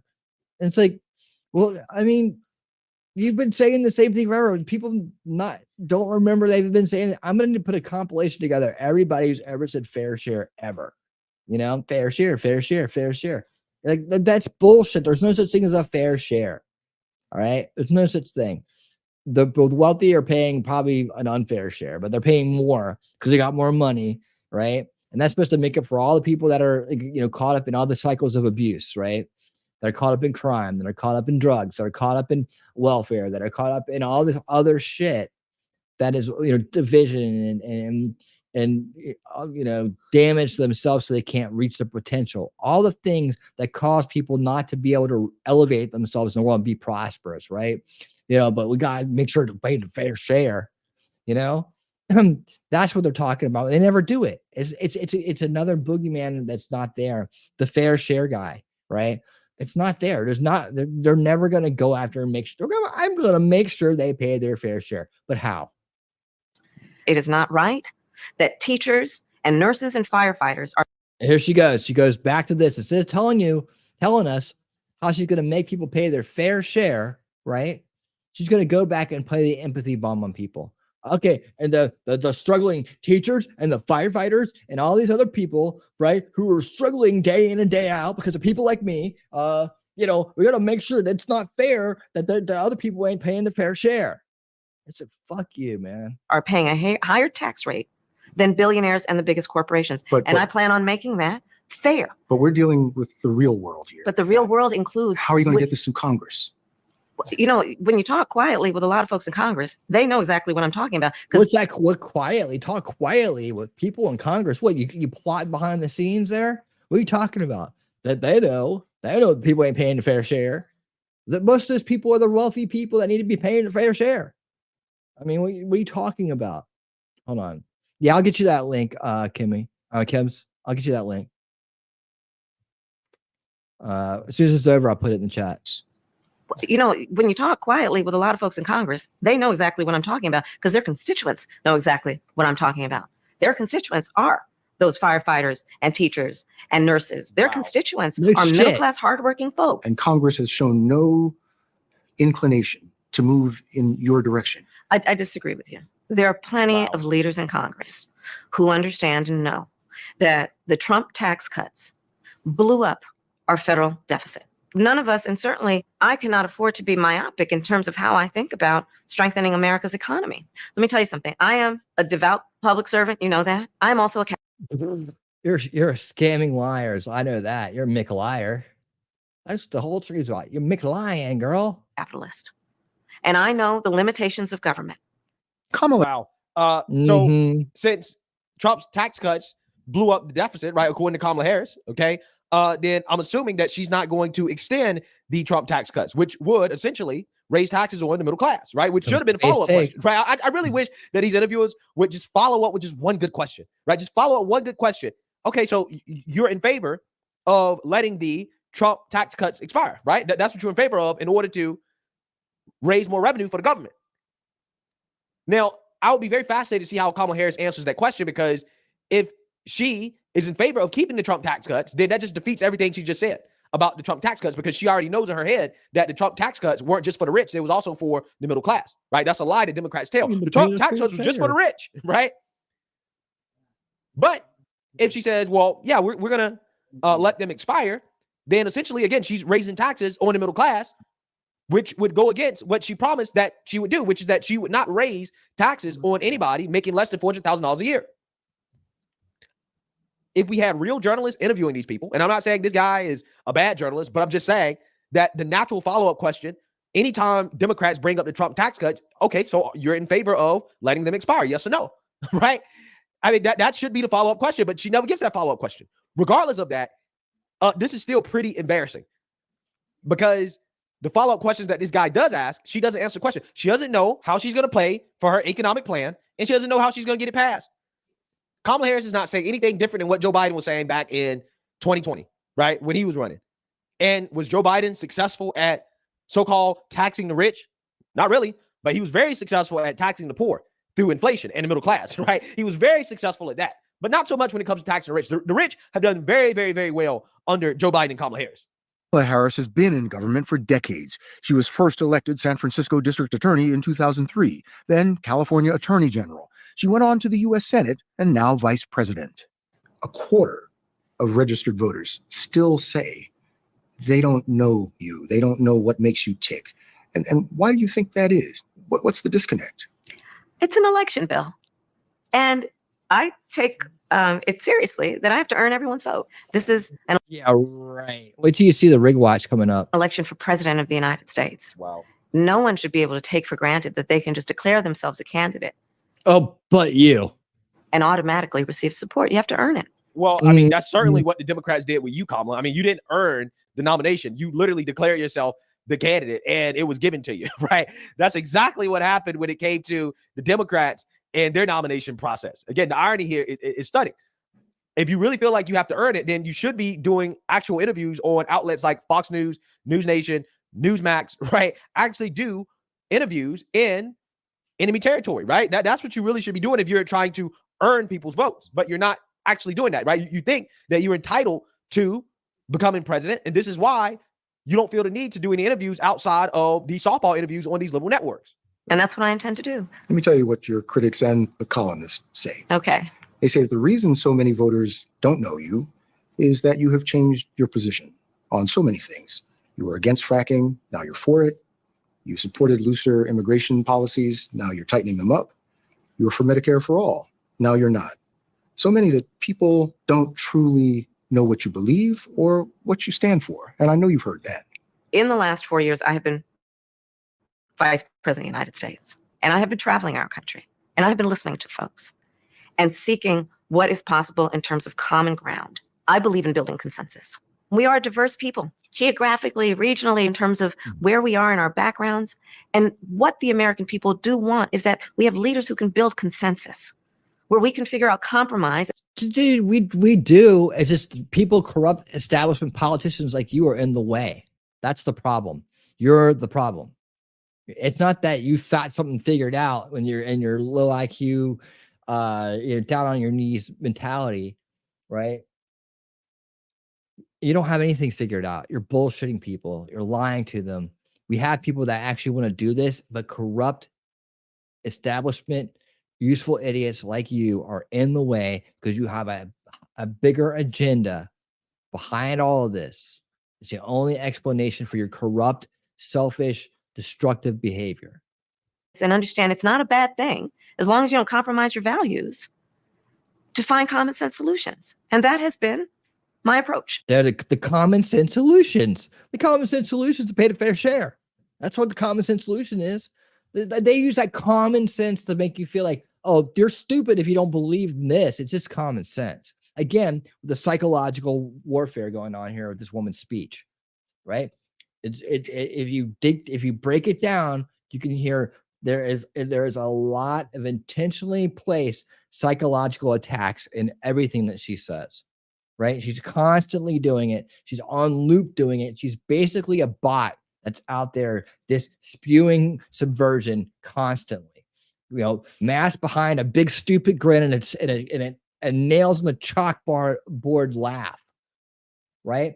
Is a subversive agent that is at work nonstop, trained for a lifetime of subversion from the time she was young to now, a red diaper baby. Yeah, well, that's what a lot of people are saying, right? In regards to what you're doing right now in the sense that you are just being who you need to be right now, right? If you're telling me that you haven't compromised your values, okay, you claim that Trump's border wall was a vanity project and it was so terrible and yada, yada, yada. Well, if you really believe that, then how are you not compromising your values by now all of a sudden using the border wall in your ads, right? Boom. Did you hear what he just said? I'll rewind that. Dude, he nailed it. This is the best part of all of his analysis right here. Although his analysis is always awesome, this is the best line of the night right here. That you haven't compromised your yeah, well, that's what a lot of people are saying, right? In regards to what you're doing right now, in the sense that you are just being who you need to be right now, right? If you're telling me that you haven't compromised your values, okay, you claim that Trump's border wall was a vanity project and it was so terrible and yada, yada, yada. Well, if you really believe that, then how are you not compromising your values by now all of a sudden using the border wall in your ads, right? To try to make it seem like you're some tough on the border politician when you're not. Again, it doesn't make sense. She's not explaining why did you change your position? And this is not a hard thing. Like Kamala Harris, yes, she has a hard task, right? But her job would be a lot easier if she was just honest. Yeah, I was wrong. Yeah, those were extreme positions. Heidi, I'd have to find. Whoa, I have to find that. I don't have it on hand. Wasn't planning on it, but I wouldn't mind showing it. That report that I was referring to came out. I don't remember when it came out. It's like it's been so long. I remember the analysis on it, and I might have even been streaming at the time that I got it. I think I might have shown it like years ago, maybe. I don't know. If you got something I could show, let me know. I don't have anything on hand right now. Positions, but I learned, right? I've been in office and I learned, and this is why I've changed my positions. I don't understand why she just doesn't say that, but she just continues to gaslight and try to, again, thread the needle. When it's like, no, you can't thread the needle. You have to admit that you were wrong. If you're not willing to admit that you were wrong and why you were wrong, like JD Vance, when it comes to Trump, then it makes people hard to believe you. JD Vance said all those things about Trump. He doesn't deny that he said those things. He said, yes, I said those things, but I was wrong. And this is why I was wrong. And now I believe X, Y, and Z. For whatever reason, Kamala can't do that.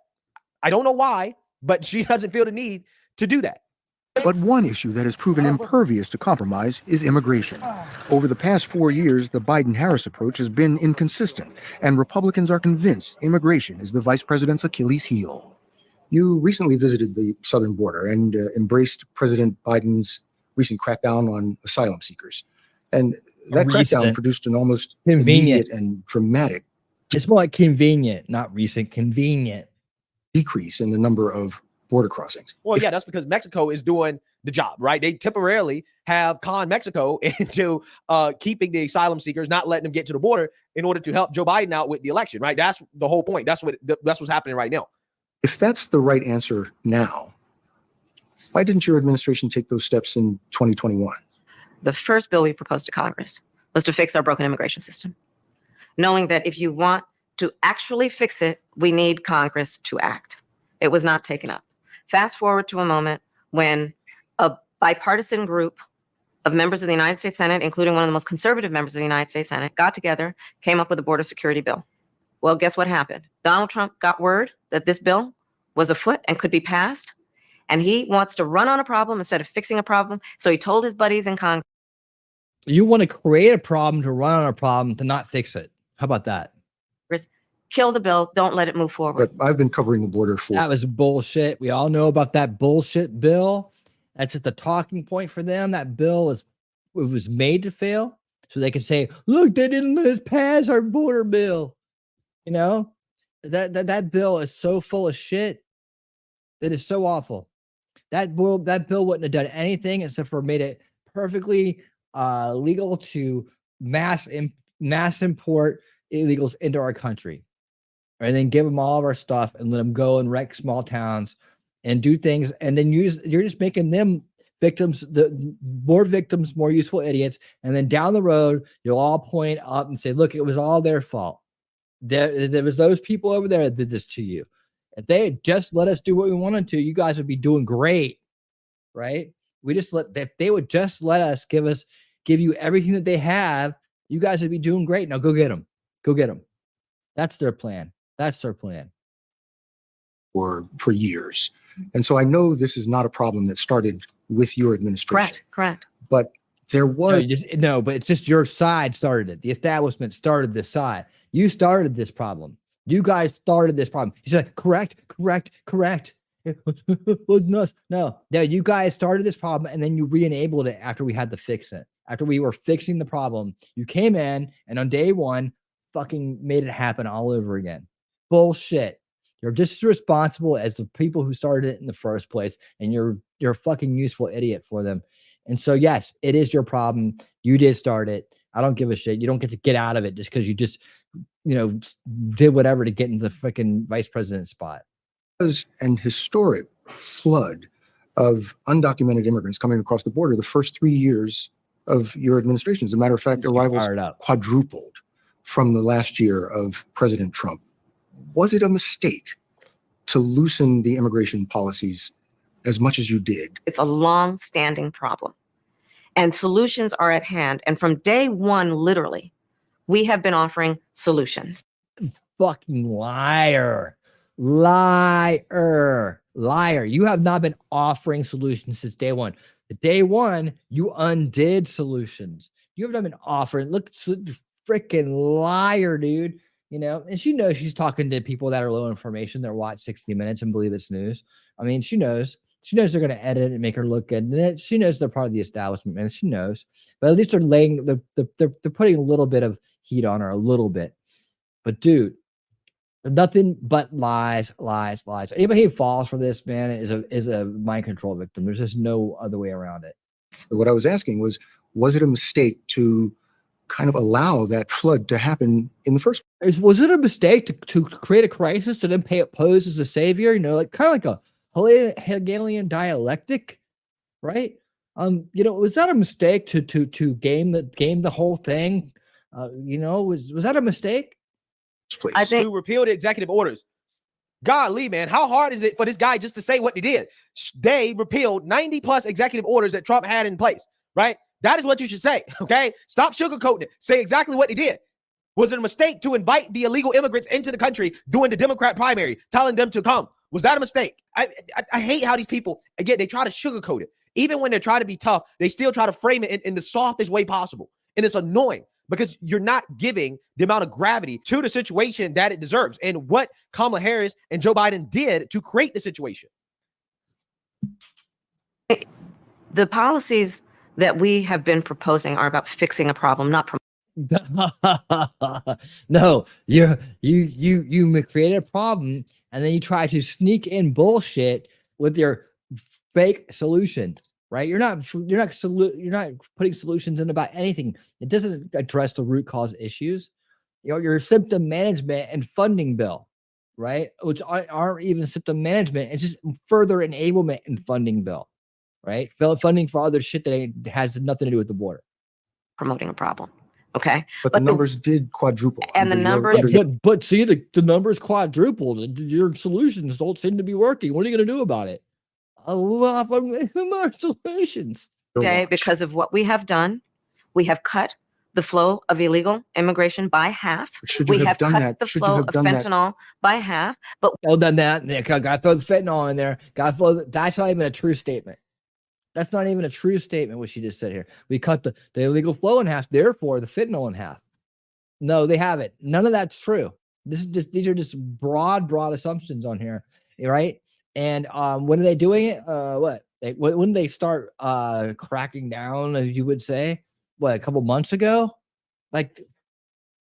We've been doing it. We've cut it in half. No, he's trying to say, look, you didn't do it, but shouldn't you have done that for the first 3.5 years, ma'am? And she's like, well, let me interrupt you and talk over you. Legal immigration by half. We have cut the flow of fentanyl by half, but we need Congress to be able to act to actually fix the problem. You need him to do what we tell him to do so we get more funding for our wars, so we can actually let more people in here and get more people to help us let more people in. That's what we need to have happen. And Trump tried to stop it. He's evil. Have accused Donald Trump of using racist tropes when it comes to Haitian immigrants in Springfield, Ohio, when it comes to birtherism, when it comes to Charlottesville. In fact, you have called him a racist and divisive. Yet Donald Trump has the support of millions and millions of Americans. How do you explain that? I'm Real Americans. glad you are pointing these comments out that he has. Look at that. I'm glad you're pointing these comments out. He's done all this stuff. No, he said you said it. Look, let's go back. And divisive. Yet to Charlottesville, who Haitian immigrants used To be able using racist. to actually fix the problem. So You have accused. You have accused. You have accused Donald Trump of using racist tropes when it comes to Haitian immigrants in Springfield, Ohio, when it comes to birtherism, when it comes to Charlottesville. In fact, you have called him a racist and divisive. Yet Donald Trump has the support of millions and millions of Americans. How do you explain that? I'm glad you are pointing these comments out that he has made that the comments that you made about him. You see how she did that? No, I'm glad you pointing these comments out he's made. No, he pointed out your comments, your incendiary comments, your comments that have no basis in reality, your slander campaign. That's what he pointed out. And you just tried to say that he pointed out what Trump was saying that you think he said.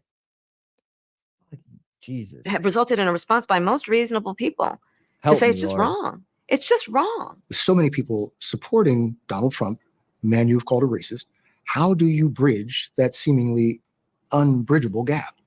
I believe that the people of America want a leader Yeah, they do. And you're not it. who's not trying to divide us. And exactly. Exactly. We want a leader that's not trying to divide us like you. Demean. I believe that the American people recognize that the true measure of the strength of a leader is not based on who you beat down, it's based on who you lift up.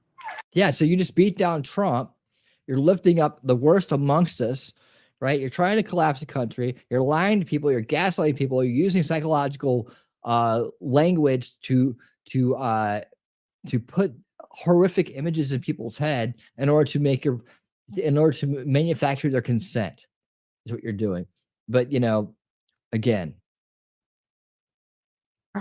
Of the strength of a leader is not based on who you beat down, it's you're based beating everybody down. on who you lift Nick up. Liar. Oh my goodness, it's the same thing over and over again. Okay, so there you have it, right? More word salads, non-answers. This is Kamala Harris. I just don't think that this is changing anything. I don't think this is going to move the needle for her. Okay. So and, if this is how she wants to conduct the interviews, if she wants to go on the interview circuit and this is what she wants to do to evade answering any questions, fine. Now, again, I don't like the fact that they didn't play her whole answer. The guy kind of summarized her answer, but low-key, I kind of think they're doing her a favor by not playing her whole answer, right? The dude is basically summarizing what she says because she's not really answering the question, right? But I think that they should release the unedited video. I want to see her word salad. I want to see her mumbo jumbo. I want to see the whole thing. But clearly 60 Minutes, they don't want you to see the whole thing, right? Again, even the edited portions that they put out, not good, right? Kamala Harris did not look good at all. This was another disaster interview. I just don't think she has the ability to knock one out of the park, even though she's getting softball after softball after softball. Now, again, this wasn't exactly really a softball, right? This was definitely a little bit tougher than some of the interviews she's done before, but it wasn't that hard, okay? The guy, he was trying to be soft, right? He was trying to frame the questions in the softest way possible. Oh my God, and she still was struggling. That guy had his dick up inside him, man. That thing shriveled back inside him. He was being such a cuck. So, yeah, I just think that I think she's toast. It's like real talk. I think she's toast. she's But hey, neutered you know what you here. guys think? Make sure you like, comment, Don't and wanna lose my subscribe. Which is what job. we share a Black conservative perspective. Peace. A lot of people here tonight. People. Yeah. Woof, man. That's irritating as hell. Did I do this already? I don't think I've done this one day ago. No, I couldn't have done it yet. All right, I want to say that one though. Come back to it. Man, that interview is annoying. Annoying. Announcement. I'm not gonna do I'm probably gonna I'm not gonna do the morning shows that I had I just tried it out last week for Wednesdays and Fridays. I need to focus more on my day job and work, and that's just gonna trying to get myself to kind of get out of my schedule and get up. I'm basically keep West Coast hours because that's where my clients and my business are and stuff. But trying to get out of that is not going to work out for me.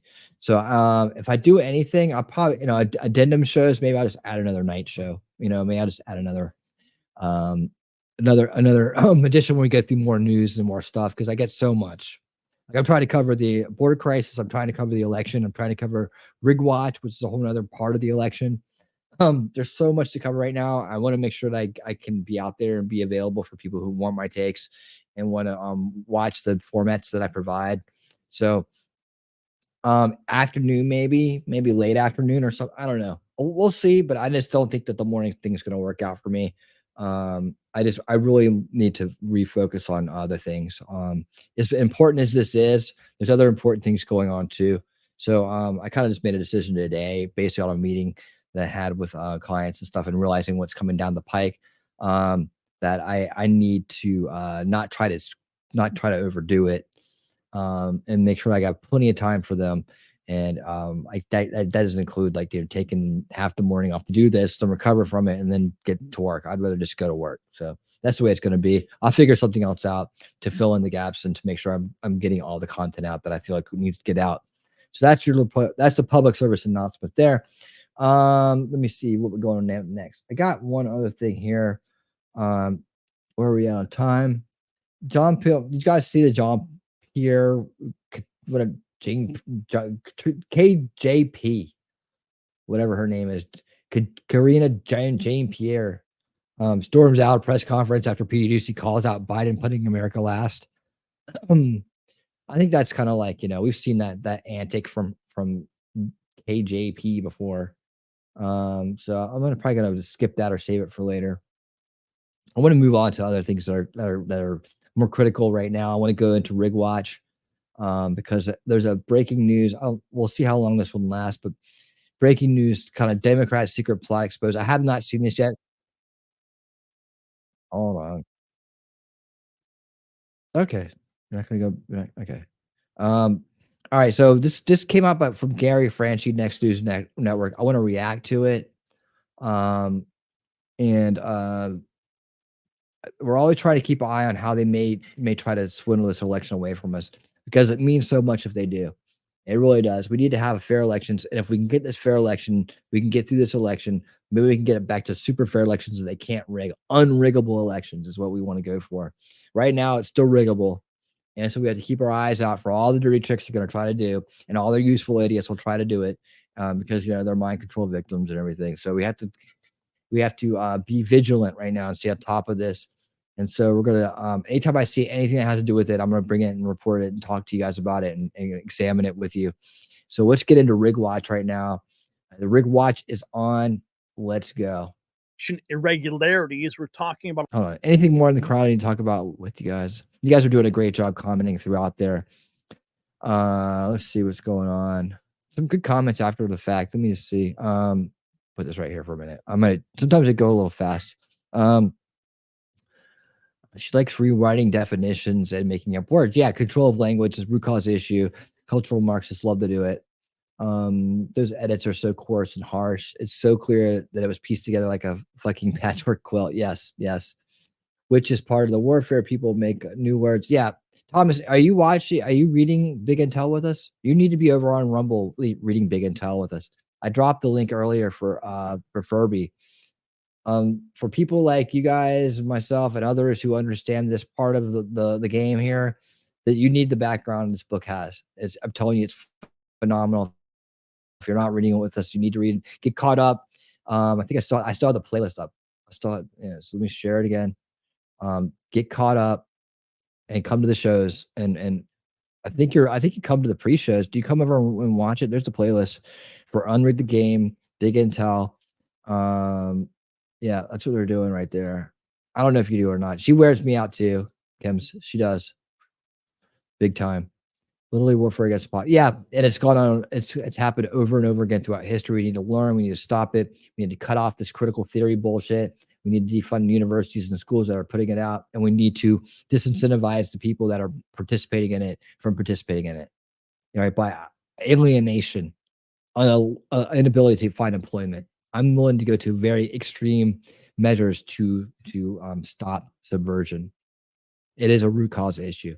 Sounds like a communist who thinks they know better, so it's okay to lie, cheat, destroy. Yeah, this is what they're doing. That's what they're doing. And she told them she's not answering hypotheticals. Everyone else has to, but her.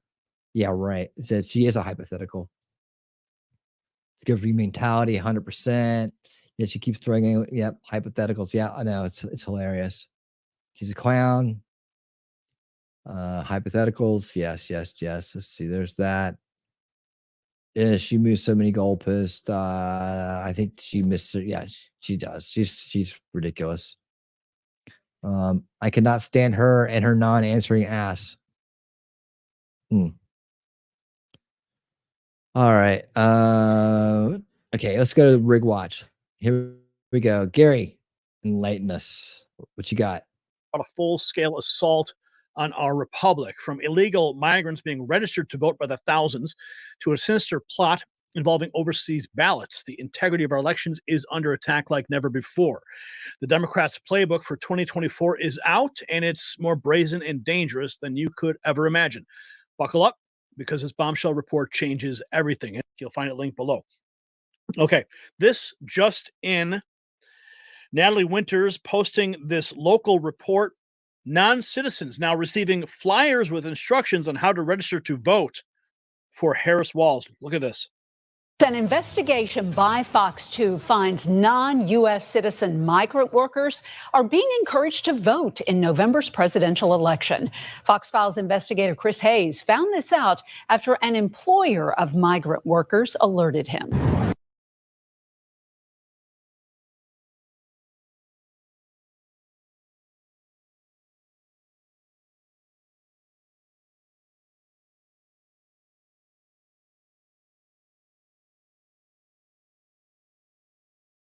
Hold on a second. Let me change my mic back here. All right, I want to bring up something real quick. We're going to go back to the report. All right, I want to bring up something real quick. This is not for my benefit, but I really, it's a shame. This is like we're trying to like raise awareness about how they're trying to rig the game and whatnot. But look, if you guys didn't see this the other night, this is a text message people are getting. Hey, we're looking for voting ambassadors to talk to their friends about Kamala Harris and Tim Walz with up to a $400 stipend. It's completely remote. Want to join? You can literally answer this text, and yes, and you will be put on directed to a link where you can earn money for promoting the establishment. They're literally bribing people with through text messages as well, to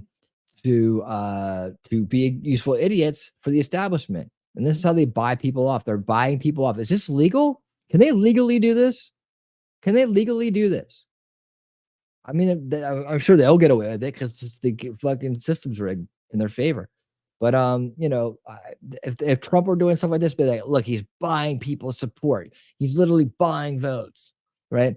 And unfortunately, 27 people have seen this.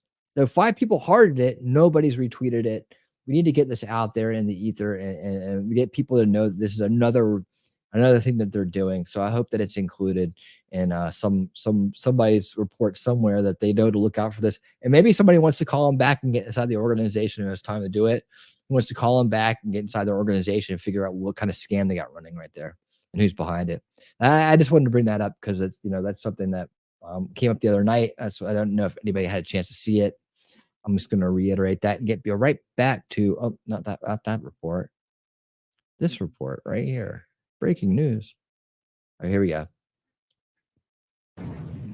These union mailers were just sent to non-U.S. citizen migrant workers. They say, quote, stop the steal by stopping Trump's allies, vote for Harris Walls and pro-worker candidates.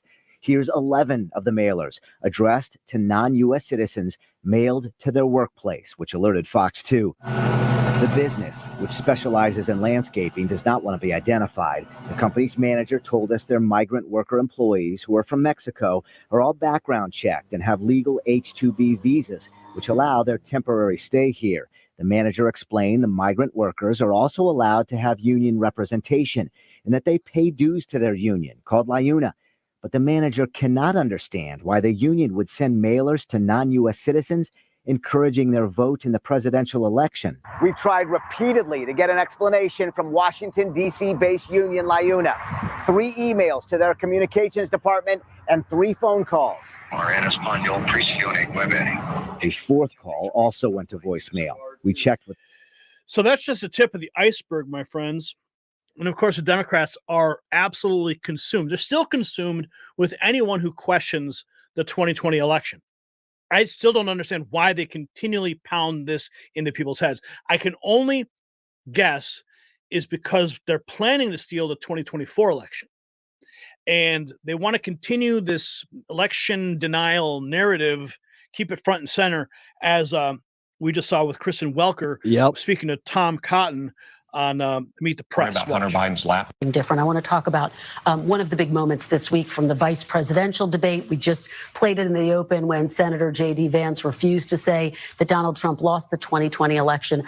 I want to put this question to you, Senator, just to put this to rest. Can you say definitively here and now that Donald Trump did lose the 2020 election? Kristen, Joe Biden was elected president in 2020. It was an unfair election in many ways. I mean, you had states that were changing their election practices or election laws, sometimes in violation of their constitution. Nailing it. You had networks combining with big tech to suppress what we now know to be a truthful story about Hunter Biden's laptop and the evidence that it exposed about Biden family corruption. So obviously Joe Biden was elected president. We know that in part because did Trump all lose? The other shit. Joe Biden was elected, Kristen. There's a process by which we elect presidents. There's votes in November. You have an electoral college vote. You certify the election, and then you have the inauguration. Joe Biden was elected president. Everything has gone to hell in a handbasket as a result of it. As you know. Now, I just want to point out here, as I interrupt this clip, she keeps pressing him. Did Donald Trump lose the election? He never says it because he knows the election was stolen. Instead, he does a word game and says that that Biden was elected, which is essentially saying the same thing. I mean, it has been stated that this was one of the most secure elections in U.S. history, but do you just not want to say that Trump lost? Why not just say the simple, if Biden is president, can you just simply say Trump lost? Joe Biden was elected president in 2020. That's why we have runaway inflation. That's why we have more than 10 million illegals in this country. And to go back to the point about the 2020 election, it was very irregular. You had networks, to include this networks, conspiring with big tech to suppress evidence of Biden family corruption. You had Democratic states and cities like Pennsylvania, like Philadelphia, changing their election practices on the fly. That's one reason why President Trump and the Republican National Committee is so focused on election integrity in this election to make sure that Democrats aren't doing things like they're trying to do in Pennsylvania, counting absentee and mail-in ballots that don't have dates or that have the wrong date. And there's no proof that happened. And again, just to be clear, as I said initially, Trump did take his case to court more than 60 times, didn't win. They weren't allowed to go on standing. Give it a rest, Kristen. Even this post from September, Speaker Mike Johnson is moving forward without the SAVE Act, which we really need. The thousands. Go vertical, please. And thousands of illegals on the voter rolls right now. And here's the problem. You know, if you have just a small percentage of those millions of people that try to participate, you can throw the outcome of the election. You can throw the outcome of who has the majority in the House. I have a colleague who won her seat in Congress in 2020 by 6 votes. I've got another Republican colleague, won his race by about 250 votes. It's easy to throw these things off, and you could even affect the outcome of a presidential cycle, depending on where all those illegals are participating. Some of these swing states are a real concern. So we have to make sure that before someone registers to vote, they prove that they are a U.S. citizen, because that is existing federal law. What's happening around the country right now. Why not get behind the SAVE Act then, right? Of course. Welfare offices across the country are registering illegal aliens to vote as part of the Biden-Harris migrant benefits package. They've been registering these migrants to vote through NGO migrant shelters. I'm going to get this clip played for you in just a moment, but I want you to see something that just happened. This 21 hours ago, college Republicans at ASU, election interference, they call, 70,000 Arizona state students received a text from the Kamala Harris campaign, which is data from the Arizona state database. It should be confidential. Everybody should demand answers about how this happened. And here's a screenshot of the text message that went out. Donald Trump is pointing out, calling on the lawyers at the RNC to stop all kinds of fraud that's been pointed out. Fun facts about the Democrat plan to steal elections using overseas ballots. Discord, please. Yeah, definitely. To the UOCAVA overseas program, you can register to vote online without providing an ID, SSN, or proof of citizenship. You can register in any state at any address, and no one verifies whether you have ever actually lived there. Many states allow you to send your ballot via email. A recent Democrat memo announced their plan to collect 9 million overseas Democrat votes. According to a federal government report, there are only 2.8 million eligible voters overseas. In 2020, the number of civilian UOCAVA votes inexplicitly doubled from their normal average. The Democrats have spent 6 figures on the Vote from Abroad program. The rake in more unverified civilian overseas ballots this year, to rake in more. In 2020, just 44,000 votes across Arizona, Georgia, and Wisconsin votes won Joe Biden the presidency. Democrats only need a handful of fraudulent overseas votes to steal the election. Elon Musk asking, is this for real? And Donald Trump posts from his Truth Social, he made a point to call on the RNC to investigate that. Let's go to this clip here. Every federal involved in distributing election materials. Some of the folks can't read or write in English. And so why don't you summarize that again, and then we'll take it from there. Yeah, so under the president's executive order, every federal agency has to provide voter registration forms to everyone with whom they come into contact. So these are people, a lot of times people who don't speak English or read English, and they're being handed a document by a government official and told to sign it. And so they do, and then they're registered to vote, which, by the way, is a felony offense and makes them deportable, which they often don't know. But the bigger problem is these migrant shelters. So if the NGOs running the migrant shelters are registering illegal aliens to vote, which we know that they are based on not just a New York City contract, but based on other evidence as well, then what's going to happen is the illegal aliens are using the address of the migrant shelter on their registration forms. So for any states that mail out ballots, those ballots are going to be mailed to the migrant shelters. I guarantee you that the Democrats have a plan for how to harvest those ballots.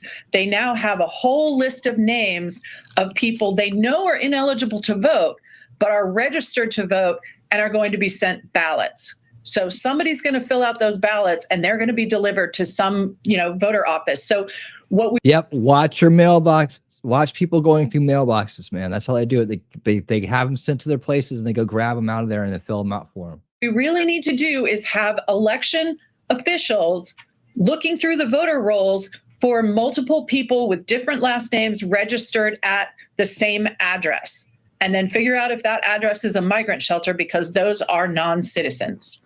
This could be a make or break. It's huge. The felony piece you mentioned there is no small deal either. Just give me 30 seconds on that again. It's a felony to do what? It's a felony to vote illegally. It's also a felony to falsely claim U.S. citizenship, which they're doing by checking the box and signing their name under penalty of perjury. So if you register to vote, you've committed a felony.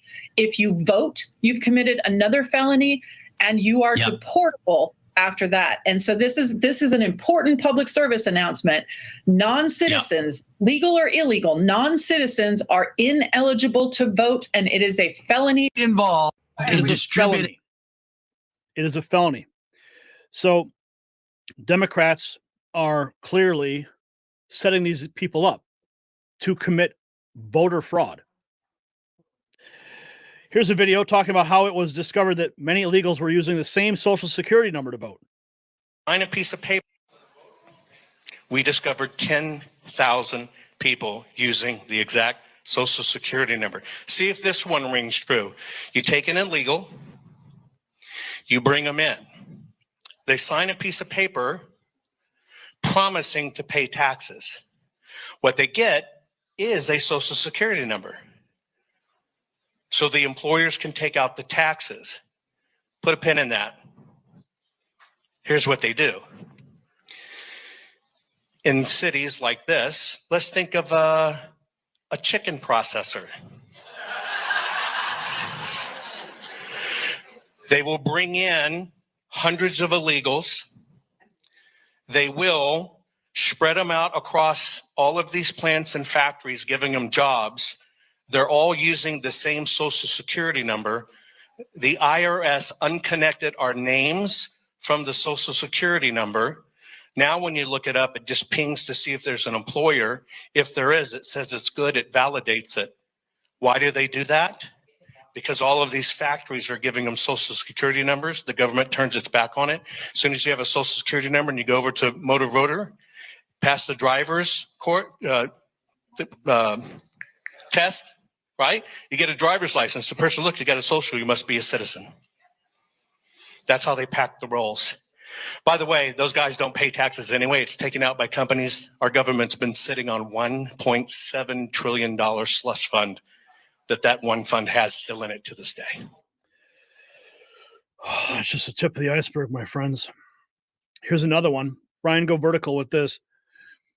Kamala campaign pressuring non-citizens to vote. Biden and Harris have been registering migrants to vote. Biden signed an EO authorizing government agencies to reach out to register everyone they can. Listen to this firsthand witness. Don't hate on her. So I have a friend from Venezuela that I work with, and she told me something very interesting today. For background, she came here during the Trump administration when they started taking refugees from Venezuela, so she came as a refugee. She is a doctor of many, many years. She's a gastroenterologist in Venezuela, and she's brilliant, and I love her. She's my friend. She's one of the good ones, so don't hate on her. But we were talking about the 2020 election today. Can we say that? Are we not going to get banned? I hope not, but we were talking about that today. And she showed me today and she told me, oh, I know they cheated in the 2020 because they've been sending me emails to register to vote to a email account that she opened in Venezuela many, many, many years ago, and that she used for immigration communication when she applied to come here because she came here legally.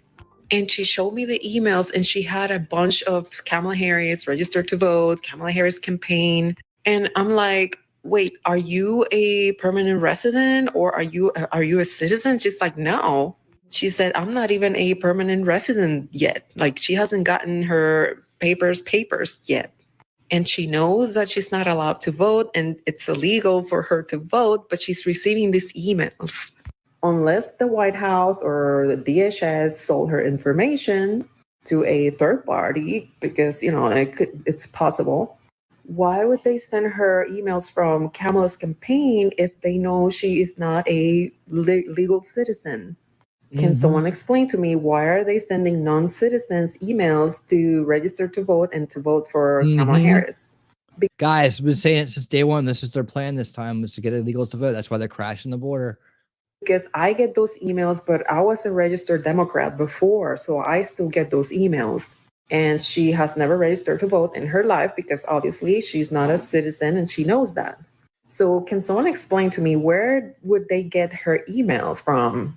And she didn't get any emails from Donald Trump's campaign, which is, you know, if that was fair, she would get some from his campaign. Only from her campaign. I thought that was weird, but can someone explain to me why that might happen? So see that one from Venezuela. So what do you think about that? I mean, I just ran through a whole series of examples. Laura Loomer asking the question, did Michael Crow, the president of ASU, give the Kamala Harris campaign access to the data of 70,000 ASU students? She tags Michael Crow.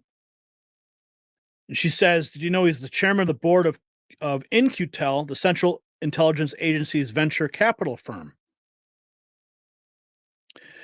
Election interference, 70,000. ASU students. Good news is President Donald Trump now leads Kamala Harris by 6% in Pennsylvania in betting markets just a day after Elon Musk attended his rally in Butler.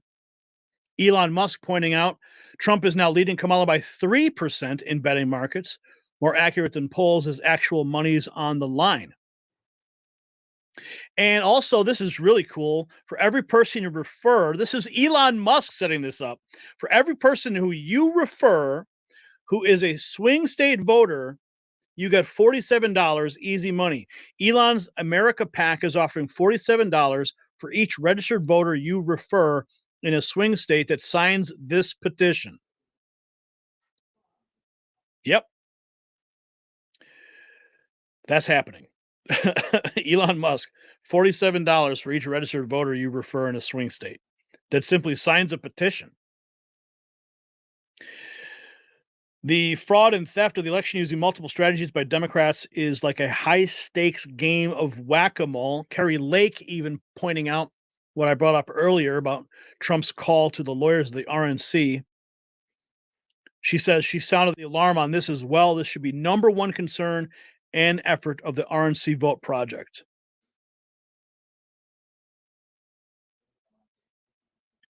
And here is, this is a new ad from Kamala Harris, but first let's listen to a brief snippet from Melania.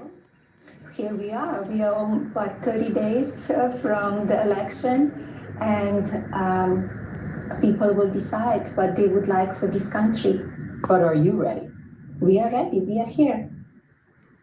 A very rare interview Melania Trump gave just over the weekend. And here is that new ad. I mean, Elon Musk, pardon me, but Elon Musk, he is really out there. He's pushing back on this fraudulent voting. Action is being taken to stop fraudulent voting in Arizona. I'm glad he's on top of this. Here's a new ad that was just released about Kamala Harris. Joe Biden and I are about to get rid of that tax bill. And on day one, I will repeal that tax bill. Joe Biden and I are about to work to get rid of that tax cut. Joe and I are about to get rid of that tax bill. Joe Biden and I are about to get rid of that tax cut. Everything from a 70 to 80% tax rate. I think that's fantastic. We've got to increase the corporate tax rate. Part of that is going to be about repealing that tax bill that they just passed. And also looking at estate taxes are going to have to go up. We will tax capital gains, but we're going to have to raise corporate taxes. It's just a new way of looking at things to say, we're going to tax what you don't have. That's a sore point, and it's a big deal. Is that something you think she firmly believes in? I think it's part of the proposals of the campaign. Taxing unrealized gains just doesn't seem fair in any sense of the word. I think that this reaction to unrealized gains is a little funny, given that I bet that the majority of people watching right now are already paying a tax on unrealized gains. It's called a property tax. When the value of your home goes up, that's an old. It's a use tax. When the value of your home goes up, you pay higher taxes, even if you don't sell your home. Your value of your home never moves the way stock moves, the way something else moves. That's always the go-to answer. Under my plan, there will also be a carbon fee. There has to be some connection between the fee and bad behaviors, and there has to be in that we have to monitor whether it's going to be passed on to consumers. But I'm going to tell you that should never be the reason not to actually put a fee, and in particular carbon fee.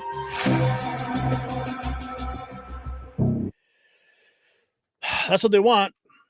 They want to raise your taxes. They want to tax the carbon, the air you breathe, and take away your free speech. And they're doing it all with all the millions of people that they just let in this open border. And I just gave you several examples of that, plus what they're doing at Arizona State. So there you have it, folks. The plot to steal our republic laid bare, from welfare offices registering illegal aliens to vote to the manipulation of overseas ballots. It's clear the integrity of our elections is hanging by a thread.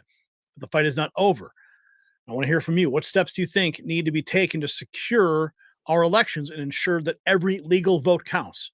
How can we as citizens protect the sanctity of our republic? Sound off in the comments below. In a truly shocking turn of events. All right, guys, there you go. So very, very detailed report on rigging of the system, how they're doing it. It's a multi-layered attack. It's not just one thing. That's not just one thing you can look for. They'll try to pin it down to one thing, the establishment, and be like, see, this isn't happening. See. But no, they're totally, they've got more than one way to do it, man. They're doing it in many different ways. And we need to stay on top of it so that we can somehow negate it. I'm happy to see that many people are on top of this. Hopefully we can stop somehow these illegals from voting, man. That's the number one thing we need to do. The other thing is we have to watch at the polls counting. No, you're not allowed to stop and count for days. We have to stop that. We can't let that happen. Governors have to step up and do something about this.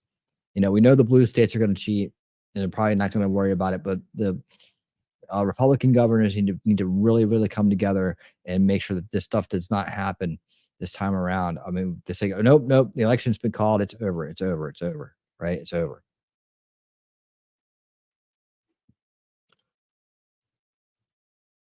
Let's see. Go back here. All right. See, I can get that straight.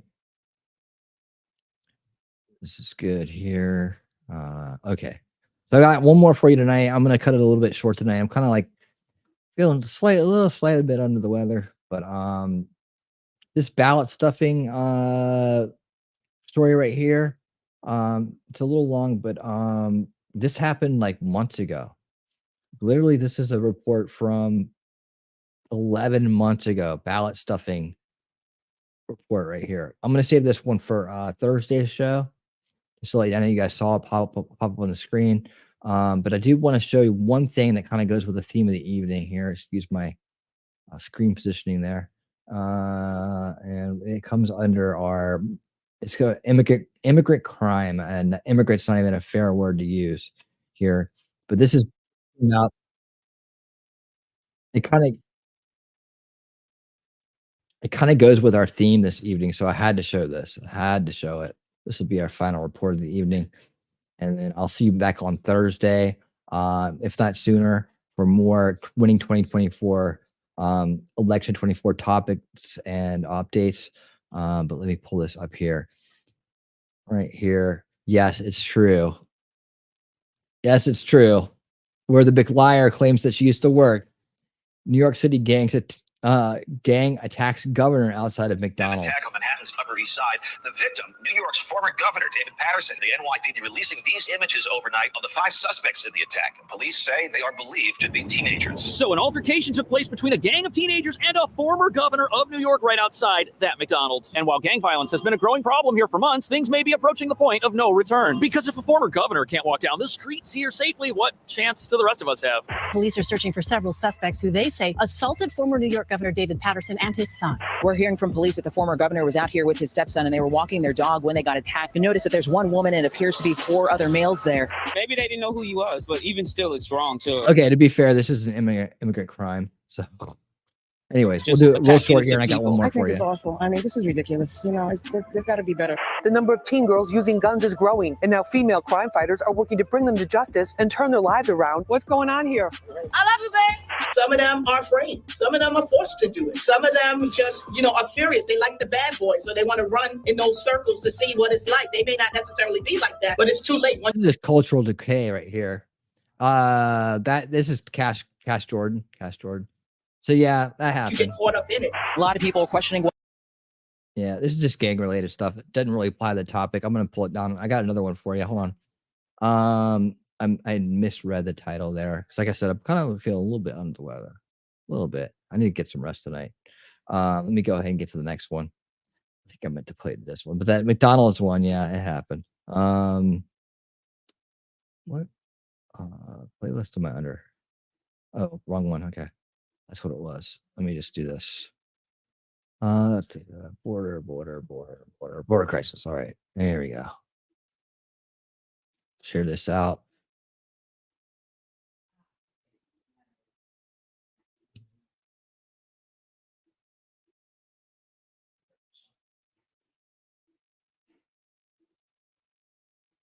25,000 non-citizens who have been convicted of a crime who are roaming the country right now. So after months of debate over the U.S. border, we now find out that 400,000 criminals are living somewhere in the country. And although that's certainly not as high as the 10 million border encounters recorded in America since 2021, critics say the presence of even just one dangerous individual puts both law-abiding Americans and asylum seekers in danger, and there's 400,000 people like this.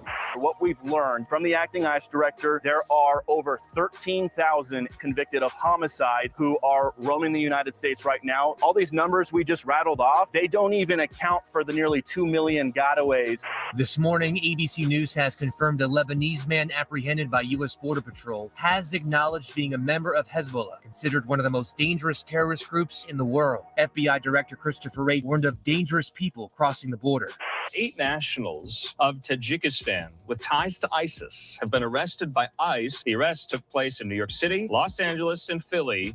We've also seen this series of robberies what the NYPD is describing as migrant-driven robberies in the area of Central Park.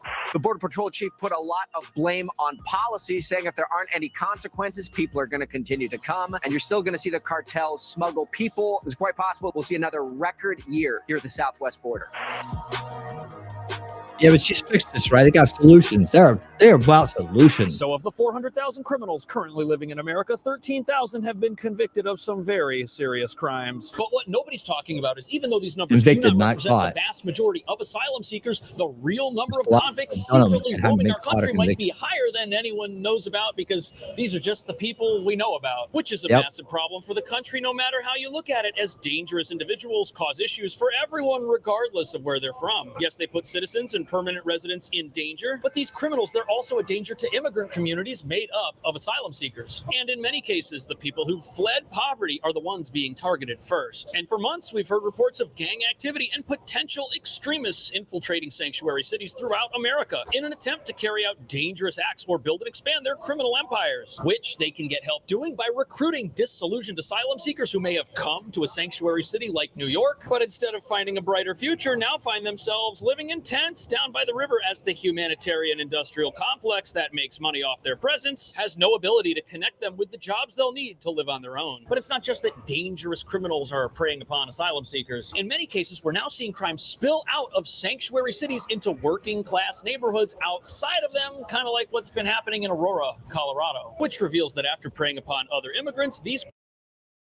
crooks turn their attention to average Americans, and they're doing it while hiding out in sanctuary cities so they can evade federal immigration authorities for months on end. Which brings us to the real reason why we've now got an estimated 400,000 convicts living somewhere in this country, some of whom might be very dangerous individuals. Critics say there's just not enough effort being made to locate these lawbreakers and bring them to justice. And in many cases, these individuals are using fake IDs, fake names, and fake family members to conceal their past lives of crime. But as you're about to see, this raises some very frightening questions. First of all, how did these folks get into this country? And now that they're here, what are they going to do with their fraudulently obtained freedom? I feel like we've already seen this one. I think we just showed this one the other night. I mean, I don't know how. It's only 2 days old. Maybe you had to re-upload it 2 days ago. I feel like I've seen this, though. Maybe it's because I watched. It gotta be because I watched it, right? So obviously having 400,000 criminals living in your country somewhere, doing something, whereabouts unknown, that's a big issue. But the truly alarming thing about this recently obtained report is how many of these individuals have done something really, really bad. And what this means is local law enforcement throughout the country now has its work cut out for it. To set the stage here, let me just explain what these numbers mean. ICE has something called a non-detained docket. Essentially what that is it means migrants who were encountered by DHS but are no longer in federal custody, who were caught and released at the border, released with the court date years away. They're in immigration proceedings combined with illegal. So these shocking statistics, they are. That's weird how you blurred that out, man. I'll let it all fly here, man. That's why he has millions of subscribers. I know. From what's called ICE's non-detained docket list. And this is basically a list of asylum seekers who've had prior contact with the Department of Homeland Security in some form. And these are individuals who are. Guys, if you remember me showing this already, let me know. I mean, I may just be like, you know, delirious or something. But if you guys remember me showing this, let me know. No longer in federal custody and are presumably still in the country. But this non-detained docket, it's broken up into two categories. The first category, these are asylum seekers who were apprehended at the border and were released into the United States while their asylum claim is pending. These are. But they've had solutions since day one.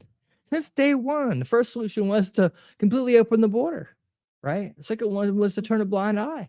And then the third solution was to call anybody who opposed it a racist and big, xenophobic and all that stuff. These are the solutions they've had since day one. These are people who have a legal right to be here while that process plays out. But it looks like some of these folks have court dates that are 10 years in the future, which 10 means years in the 2034 future is when they see an immigration judge and their asylum. Yeah, they're gonna come in here, pathway to citizenship to 10 years. Look at the court date.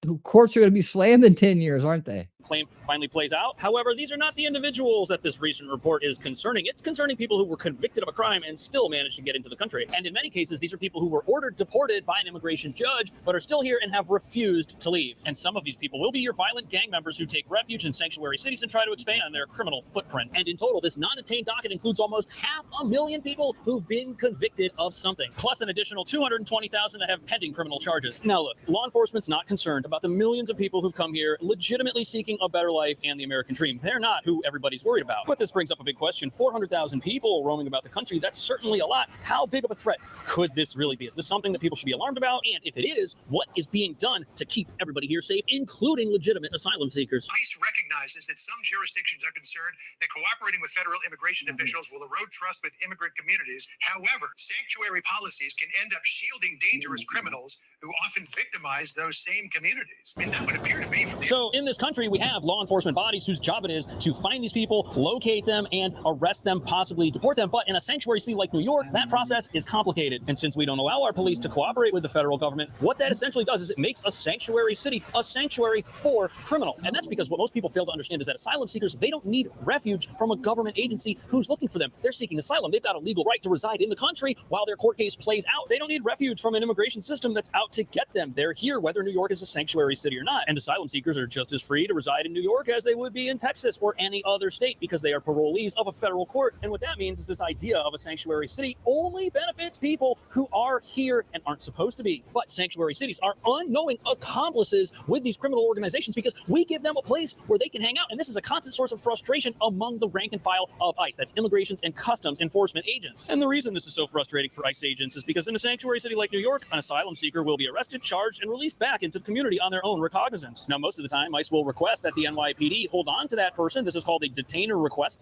until ICE can come check them out and vet them and see if they indeed should be released. And if that process is successful, it will take somebody who's dangerous, potentially violent, off the streets, and they will immediately face justice for any crimes they've committed concerning the federal government. But the way this has been working out here in New York is that oftentimes those requests are ignored and those folks are released. And what do? They go back to the communities where they were living and continue terrorizing those individuals who in many cases are other asylum seekers or now are even middle income and low income neighborhoods in America. But it doesn't stop there because when an ICE detainer request is ignored, ICE can still go and pick somebody up. Doesn't matter if they're in a sanctuary city or not, but they've got to do it on the streets where that person's free. That could result in potential bystanders getting injured, or it could result in agents getting injured when in the past systems used to be in place before sanctuary cities where the bad guys would be waiting around in handcuffs to get picked up. But now the opposite of that is what's happening.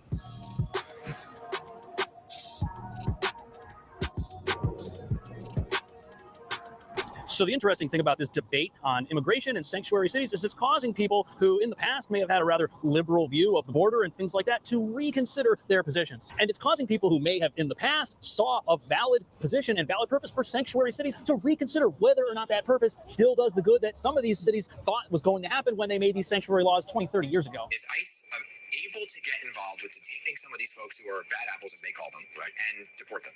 Well, my staff is out every day. We're out in the public, in the community, trying to remove these public safety threats from our communities. The issue, obviously, that we face is we need the cooperation and collaboration with our law enforcement partners here in the city, specifically NYPD. The sanctuary policies won't allow them to go on. So that is the New York ICE field director, and he says that the mission of his agency isn't to come here looking for people who aren't U.S. citizens and to cart them away. No. Instead, their job is to find dangerous people people who aren't supposed to be in the country and help get them off the streets and out of the country. They're not just looking for anybody who's an asylum seeker, no. But he and his staff have to apprehend and remove dangerous criminals all by themselves. They're not getting any help from our local police. That's forbidden. And the problem, as he sees it, is without some form of interagency cooperation, it's not only much harder for them to do their job, oftentimes the people who get released make the area that they get released into much worse than it ever would have had to been if these systems still existed, which means New York is no longer a sanctuary for immigrants. It's a sanctuary instead for crooks. So what does the cooperation look like? Basically, I mean, obviously before the strict sanctuary policies went into effect under the de Blasio administration, we had a unit that was based in Rikers Island that would vet foreign-born individuals once they finished with their time, and they determined whether or not they were amenable to proceedings. We would have detainers honored on individuals that were serving time when they were finished with theirs. So listen to how different things are today. In the past, ICE teams, they used to have outfits at various parts of New York where people are detained, like Rikers Island. And when somebody is getting released from a facility like that, ICE would be right there to check them out and vet them and see if it's safe for them to get released or to see if they're wanted for something else. But that doesn't happen anymore. And now when a tattooed gang member with ties to violent gangs walks out of a precinct or a jail or a prison, they can go back to doing whatever it was they were doing before they were arrested, and ICE doesn't even know that they're free. And obviously a situation like that does nothing but put people in danger. But who benefits from it? Legal immigrants? No, they don't benefit in many cases from sanctuary laws at all because they're here regardless. ICE isn't looking for them. And what's crazy is when ICE does end up making arrests, oftentimes they've got to go about it with their own information. They've got to watch the news and the television like the rest of us to find out if the wrong people are now walking around on the streets, which they've done in the recent past here by tracking down dangerous criminals, waiting for them at the house they were arrested at to see if they returned to the scene of the crime. And that's how they went about taking down a massive gang full of repeat offenders that had many prior arrests here locally and were also wanted on a federal immigration level. Those criminals, they went back to their hideout after they were released. But what happened? Well, because they weren't getting any help from the local police, when they showed up at that place, they had to go and raid it and bring these people out in handcuffs. There was a struggle that all could have been avoided, but the entire neighborhood was put in danger. The officers were put in danger, and the people that they were arresting couldn't be safely brought into custody. They were in danger too. So what's the point of a sanctuary city again? What exactly does it accomplish? We've been seeing right? Pop up all over the city, right? Great point. Island, where there has been some reported violence. Does ICE have a presence there? Can you have a presence there? Unfortunately, at the city shelters and these pop-up tent areas, in order for ICE to be present there, the city would require us to have a judicial warrant for the arrest of a certain. So this is actually the worst part about our asylum crisis right here in New York. It's actually being made worse and exacerbated by the fact that this is a sanctuary city. That's taking away many of the opportunities that New York is trying to provide to asylum seekers in its shelter system, which are now places that are being taken over by gang members. And this is happening specifically at the Randall's Island tent facility, which houses 3,000 single adults. It's been hit with story after story of violence for months now, and there are even wanted posters outside the shelters describing various crimes, seeking information, offering a reward for helping police catch criminals who, once they're caught, won't be turned over to ICE if they're wanted by ICE, and who may end up getting released and getting to go live back in that very same shelter after being placed in the back of a police car. And when you think about it, a great system that keeps people safe would be for the local police to be able to cooperate with ICE, where ICE could then operate at that very same shelter. Think of how safe it would be if the bad guys weren't allowed to live there on a full-time basis. But apparently this isn't something that's going to be allowed to happen ever, because the way it works in New York is that ICE needs a specific request. What they can't do is just hang out in a place like this and screen people who they might be looking for. They need the specific information for one of those specific people before they're allowed to even be there. And not only does that create dangerous conditions inside the shelter itself, you see how there's a park around it? Well, that park is now home to a growing number of homeless encampments made up of people who were kicked out of the shelters but cannot leave the area as all of their immigration-related mail comes to that shelter. And if you've applied for asylum somewhere, you need to be able to correspond with the federal government by mail. If they were to leave the city or the area, they can't go there and get their mail and find out what happens. And this is what happens when your shelter system is so full that everyone who moves in gets evicted after 30 days because there's just no more space. But in many cases, these are now people whose lives aren't very good. They haven't benefited at all from coming here and enrolling in a shelter. And these are prime candidates in many cases for these gang members to approach and say, hey, come with us and you don't have to live in a tent down by the river anymore. Now, is the fact that someone's homeless an excuse for crime? Absolutely not. But what this does tell us is that there could be some people who are among this 400,000 criminal number roaming the United States, living in these shelters right now, and there's nothing the authorities can do about it because that's the law here in New York. And even with all the energy local New York politicians have put into sticking up for immigrants, nobody seems to want to stick up for them when they're living in a shelter that these same politicians and lawmakers advocated for, which is now making their lives worse and leading to increased crime in some of their very jurisdictions. A big problem. But do you want to know why this most likely is? Right? People always I mean, say come money on. controls politics, and by design, our asylum crisis does not affect Yeah, the law and order Canada's candidate. building Where's the shelters law and cost money, order? and the cheapest places to set up a large facility that's going to house thousands of people for an indefinite period of time are are not going to be in areas with expensive, pricey real estate. And at this point in the asylum crisis, New York City has run out of formerly bankrupt hotels like this facility right here, which now houses asylum seekers. And what they have to do is they have to export their housing operations to neighborhoods where they can afford to do it. And since New York is a sanctuary city, what this ends up meaning is that some of the bad guys end up taking up residence in areas that are already neglected or held back, which is more proof that the entire apparatus of a sanctuary city, it's not helping the vulnerable, not vulnerable asylum seekers, not vulnerable Americans. And if sanctuary cities don't do that, if they don't help the vulnerable people who they're designed for, who are they helping? And is it a good thing for this country to have cities like this, especially when the crime that flows out of them is now affecting cities and towns nearby them that cannot vote for the laws inside that specific city to change? We're seeing this in Aurora, Colorado, which is affecting the policies of Denver, Colorado, which is a sanctuary city. We're seeing this in middle-class neighborhoods throughout New York City. We're seeing this in areas of New York that aren't New York City. We're seeing it in New Jersey. Let me know what you... In New Jersey? No. Yes, they are. They actually are. And they're seeing it in other places as well. Like for from post-millennial. Boston's wealthy. Like for instance, Boston.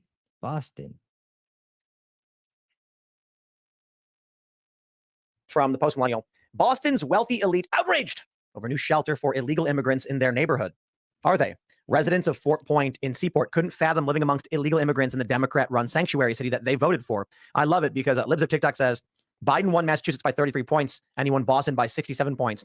Democrats turned Boston into a sanctuary city, and now the people who voted for it are like, why is this happening to me? And I'm just like, it feels really good. But here's the real opportunity.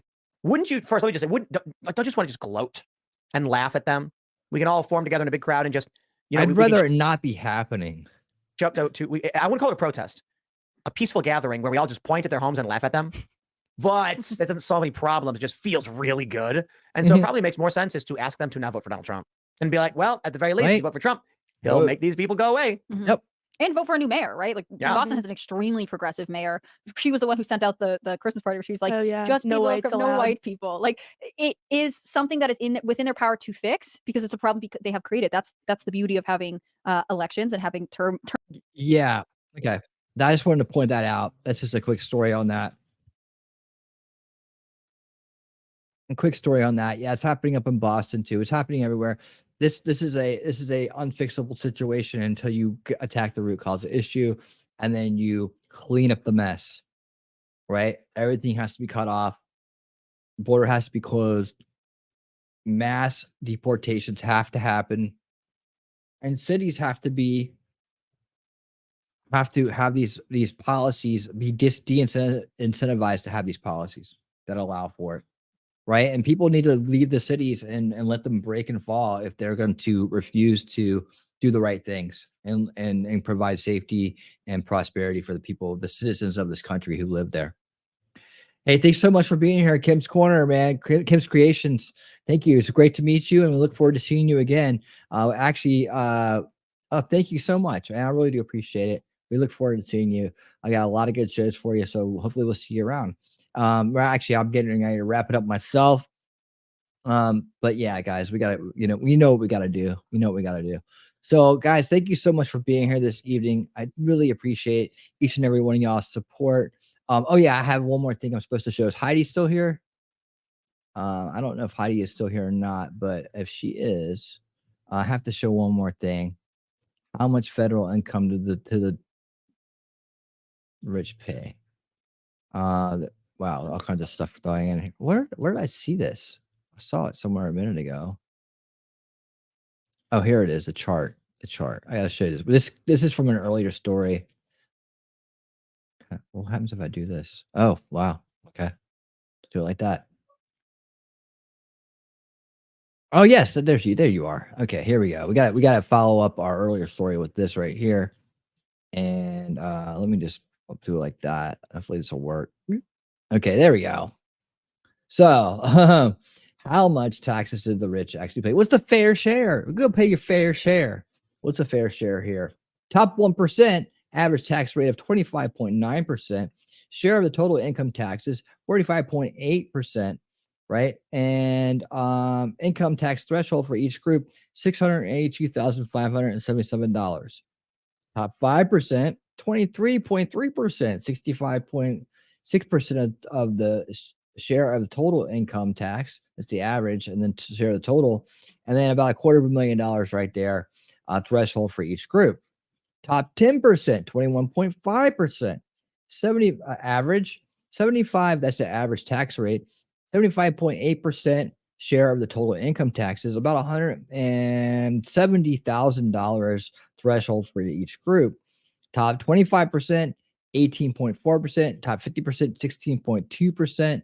The top 50% pay 97.7% share of the total income taxes, right? So, wow, all taxpayers 14.9% average. This is the average between all of them. Guess how that reads is, yeah, that's from 2021. It's much higher now. The link to the original article has updated stats. Okay. That's the one I got there. And what else do we have here in the old? What's this? Okay, we can look at this too. As long as nothing weird happens. Okay. Heritage Foundation. Let's take a look at this. So just following up on earlier stories about taxes here. And the fair share. What's the fair share? Nobody knows. Fair share, on the radar. All these freaking terms.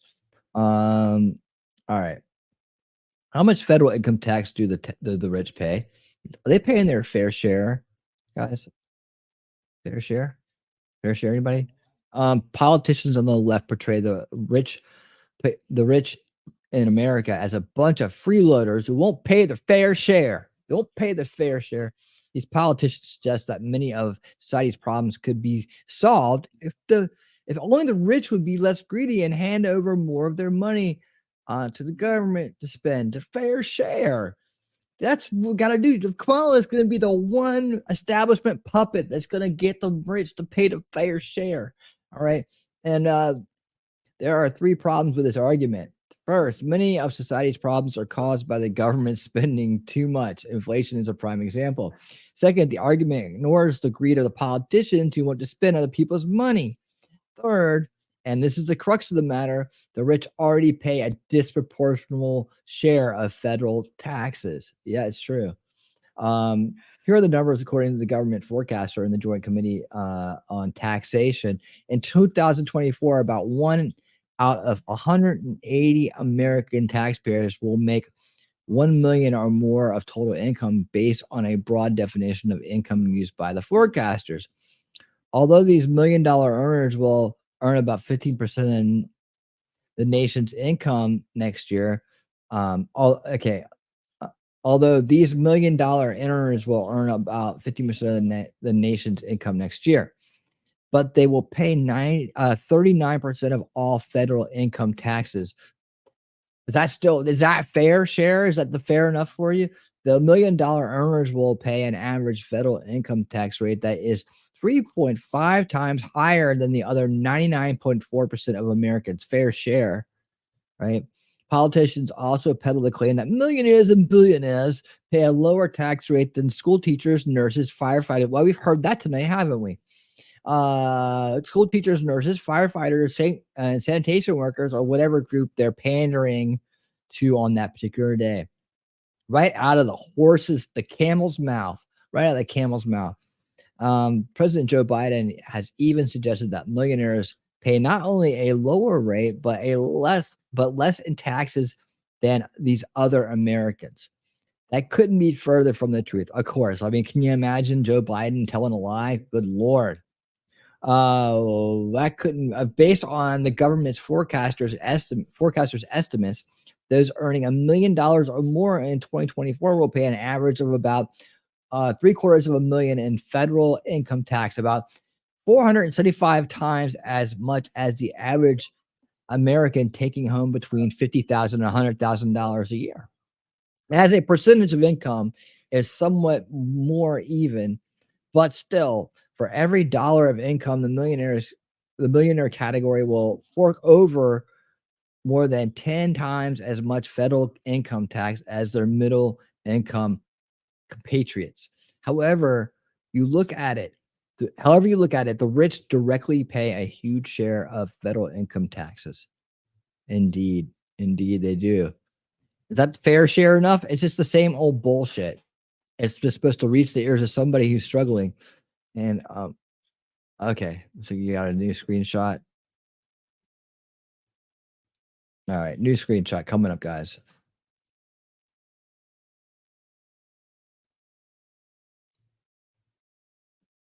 New screenshot coming up. Let's put this in perspective with a new screenshot. There we go. Boom. Boom. All right. Let me get it down here. There we go. New screenshot says it all. High income Americans pay most federal income taxes. Well, there you go. Look at here. Looky here. Look at here. Is that the fair share? Where's the fair share at? She's going to get them to pay their fair share, guys. She's going to get them to pay that. The way that she's going to fund all her crazy ideas is to get people who earn the most income through their labor, right, to pay their fair share. Here we go. This is what it looks like on the graph right here. 54% share of all income taxes paid. Well, that's not fair. It needs to be more. That's a fair share. More is a fair share. And then she can take that and spend it on a bunch of bullshit while she opens the borders and totally collapses our society into rubble. How's that sound? Sound like a good plan? Make them pay more of a fair share. This isn't fair. Right here. This is not fair. But if she can get them to pay more of a fair share, because they're not paying their fair share right here, right? This isn't enough. Share of all income earned or received. Share of all income taxes paid. This isn't fair. So then what she's going to do is raise this up so they have less of everything, and then all these incomes will go down because there won't be jobs, right? Or they'll have to make it up somehow, or they'll go out of business, right? I guess they'll go to government work. And then she'll take that and spend it on crazy wars, and she'll send billions of dollars over to Ukraine and to other places, and they will, let's see what anything else down there? No, nothing else down there. And then they could open the border wider. Maybe they could open it wider. They could pay for more welfare to people who shouldn't be here and come here illegally, that are committing crime and dirtying the place up and don't give a shit about it because it's here, we'll just give you that $10,000 for coming to our country, and just, you don't have to assimilate, you don't have to become a citizen, you don't have to do anything. You just come in here and hang out, just vote for us, and you'll be fine. We'll love you for it, and you'll get more of that fair share of people who actually are from this country, who have put together businesses that help our economy soar and be one of the greatest in the world. We're going to take care of that. We're going to collapse all this shit, so we can all fight and and die in the street of hunger and all that fun stuff. And then we will then just bend the knee to the globalists, the UN, and Agenda 2030, WEF. We'll get stakeholder capitalism in here. We'll own nothing and be happy. Then life will be good. Then it'll be good and it'll be equitable. Yeah, equitable. We'll all lose equally, and the equal outcome will be loss. Isn't that great? She does have a great plan, doesn't she? She has a great plan for the elites to continue to rule over us and treat us like dogs. Isn't that great? That's great stuff. Fun times. That's why we have to get out and vote. And by the way, guys, if you've enjoyed this stream, I'm so happy that you've been here tonight. I've already had the little yellow dollar sign put on here. Add sustainability from the start. I guess I shouldn't have put the word terror in the freaking title, but I changed it and it's still that way. Let me see if it went away. Sometimes if I change the title, it goes away. Nope, still yellow as can be, because base information is not allowed to get out.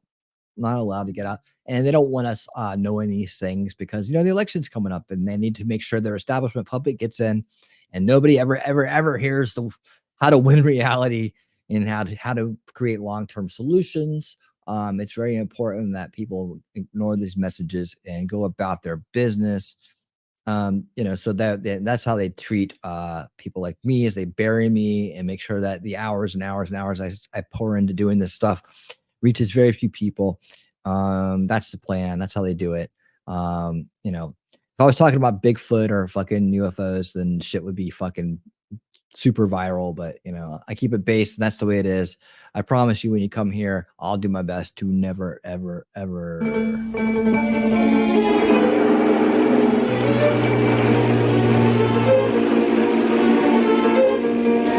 we go.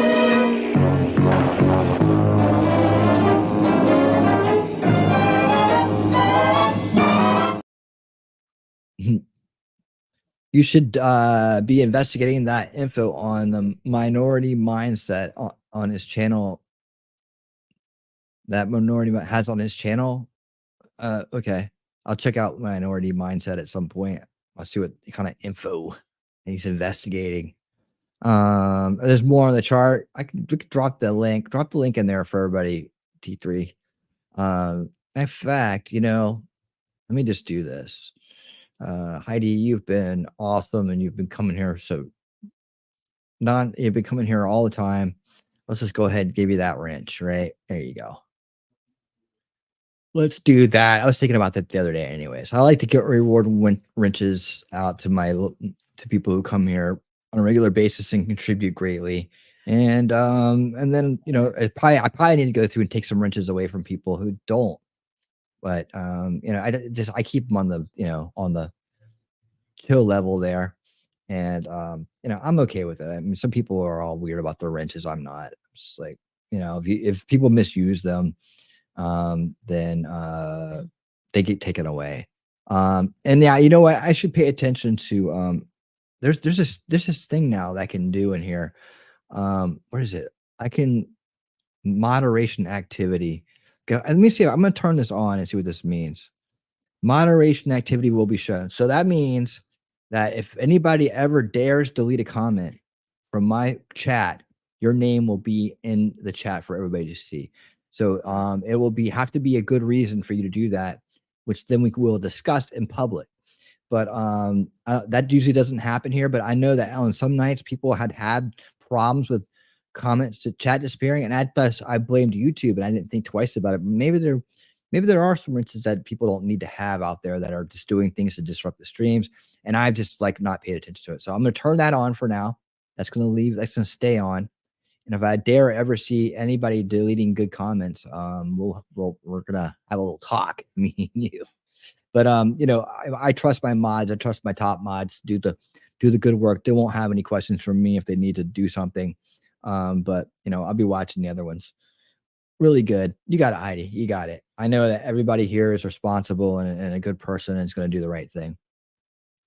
All right, cool. Well, I'm going to get on out of here and get something to eat and try to get to bed a little early, and then hopefully I'll feel better soon. But anyways, guys, thank you so much for being here tonight. Thank you for supporting the channel. It means a lot. Share, like, subscribe, all that fun stuff. Thank you to all the mods who are freaking awesome. That's it, man. I'll see you either tomorrow or Thursday. Thursday, definitely. Maybe tomorrow at some point. I don't know. We'll see how it goes. Otherwise, yeah, I'm not doing the morning shows. I'm just gonna. That was a fun little experiment, but I'm gonna not do it. But what I will do tonight is I will leave you with the morning show outro. How about that? How about that for fun? All right, guys, take care, and I'll see you soon. And until next time, stay based, get active, remember to vote, and keep on. From the wackos on the left to the MAGAs on the right, they know I'm beating Kamala. This race won't even be tied. Her policies are nutso. She's out her goddamn mind. She just repeats the same thing, regurgitating her lines. She thinks that immigration without paperwork is good. Clearly not too much power underneath Kamala's hood. Borders are, it's what you are. Borders are, borders are. Cackling Kamala, you're dumb. Mass inflation imminent if she weasels herself in. If that don't sound like fun to you, then you better help me win. I promise I'll secure you, you'll be in better hands. It'd be a flippin' free-for-all with what Kamala plans. Borders are, it's what you are. Borders are, borders are. Laugh it up, Kamala. This lady, she's cackling crazy. This is a friendship that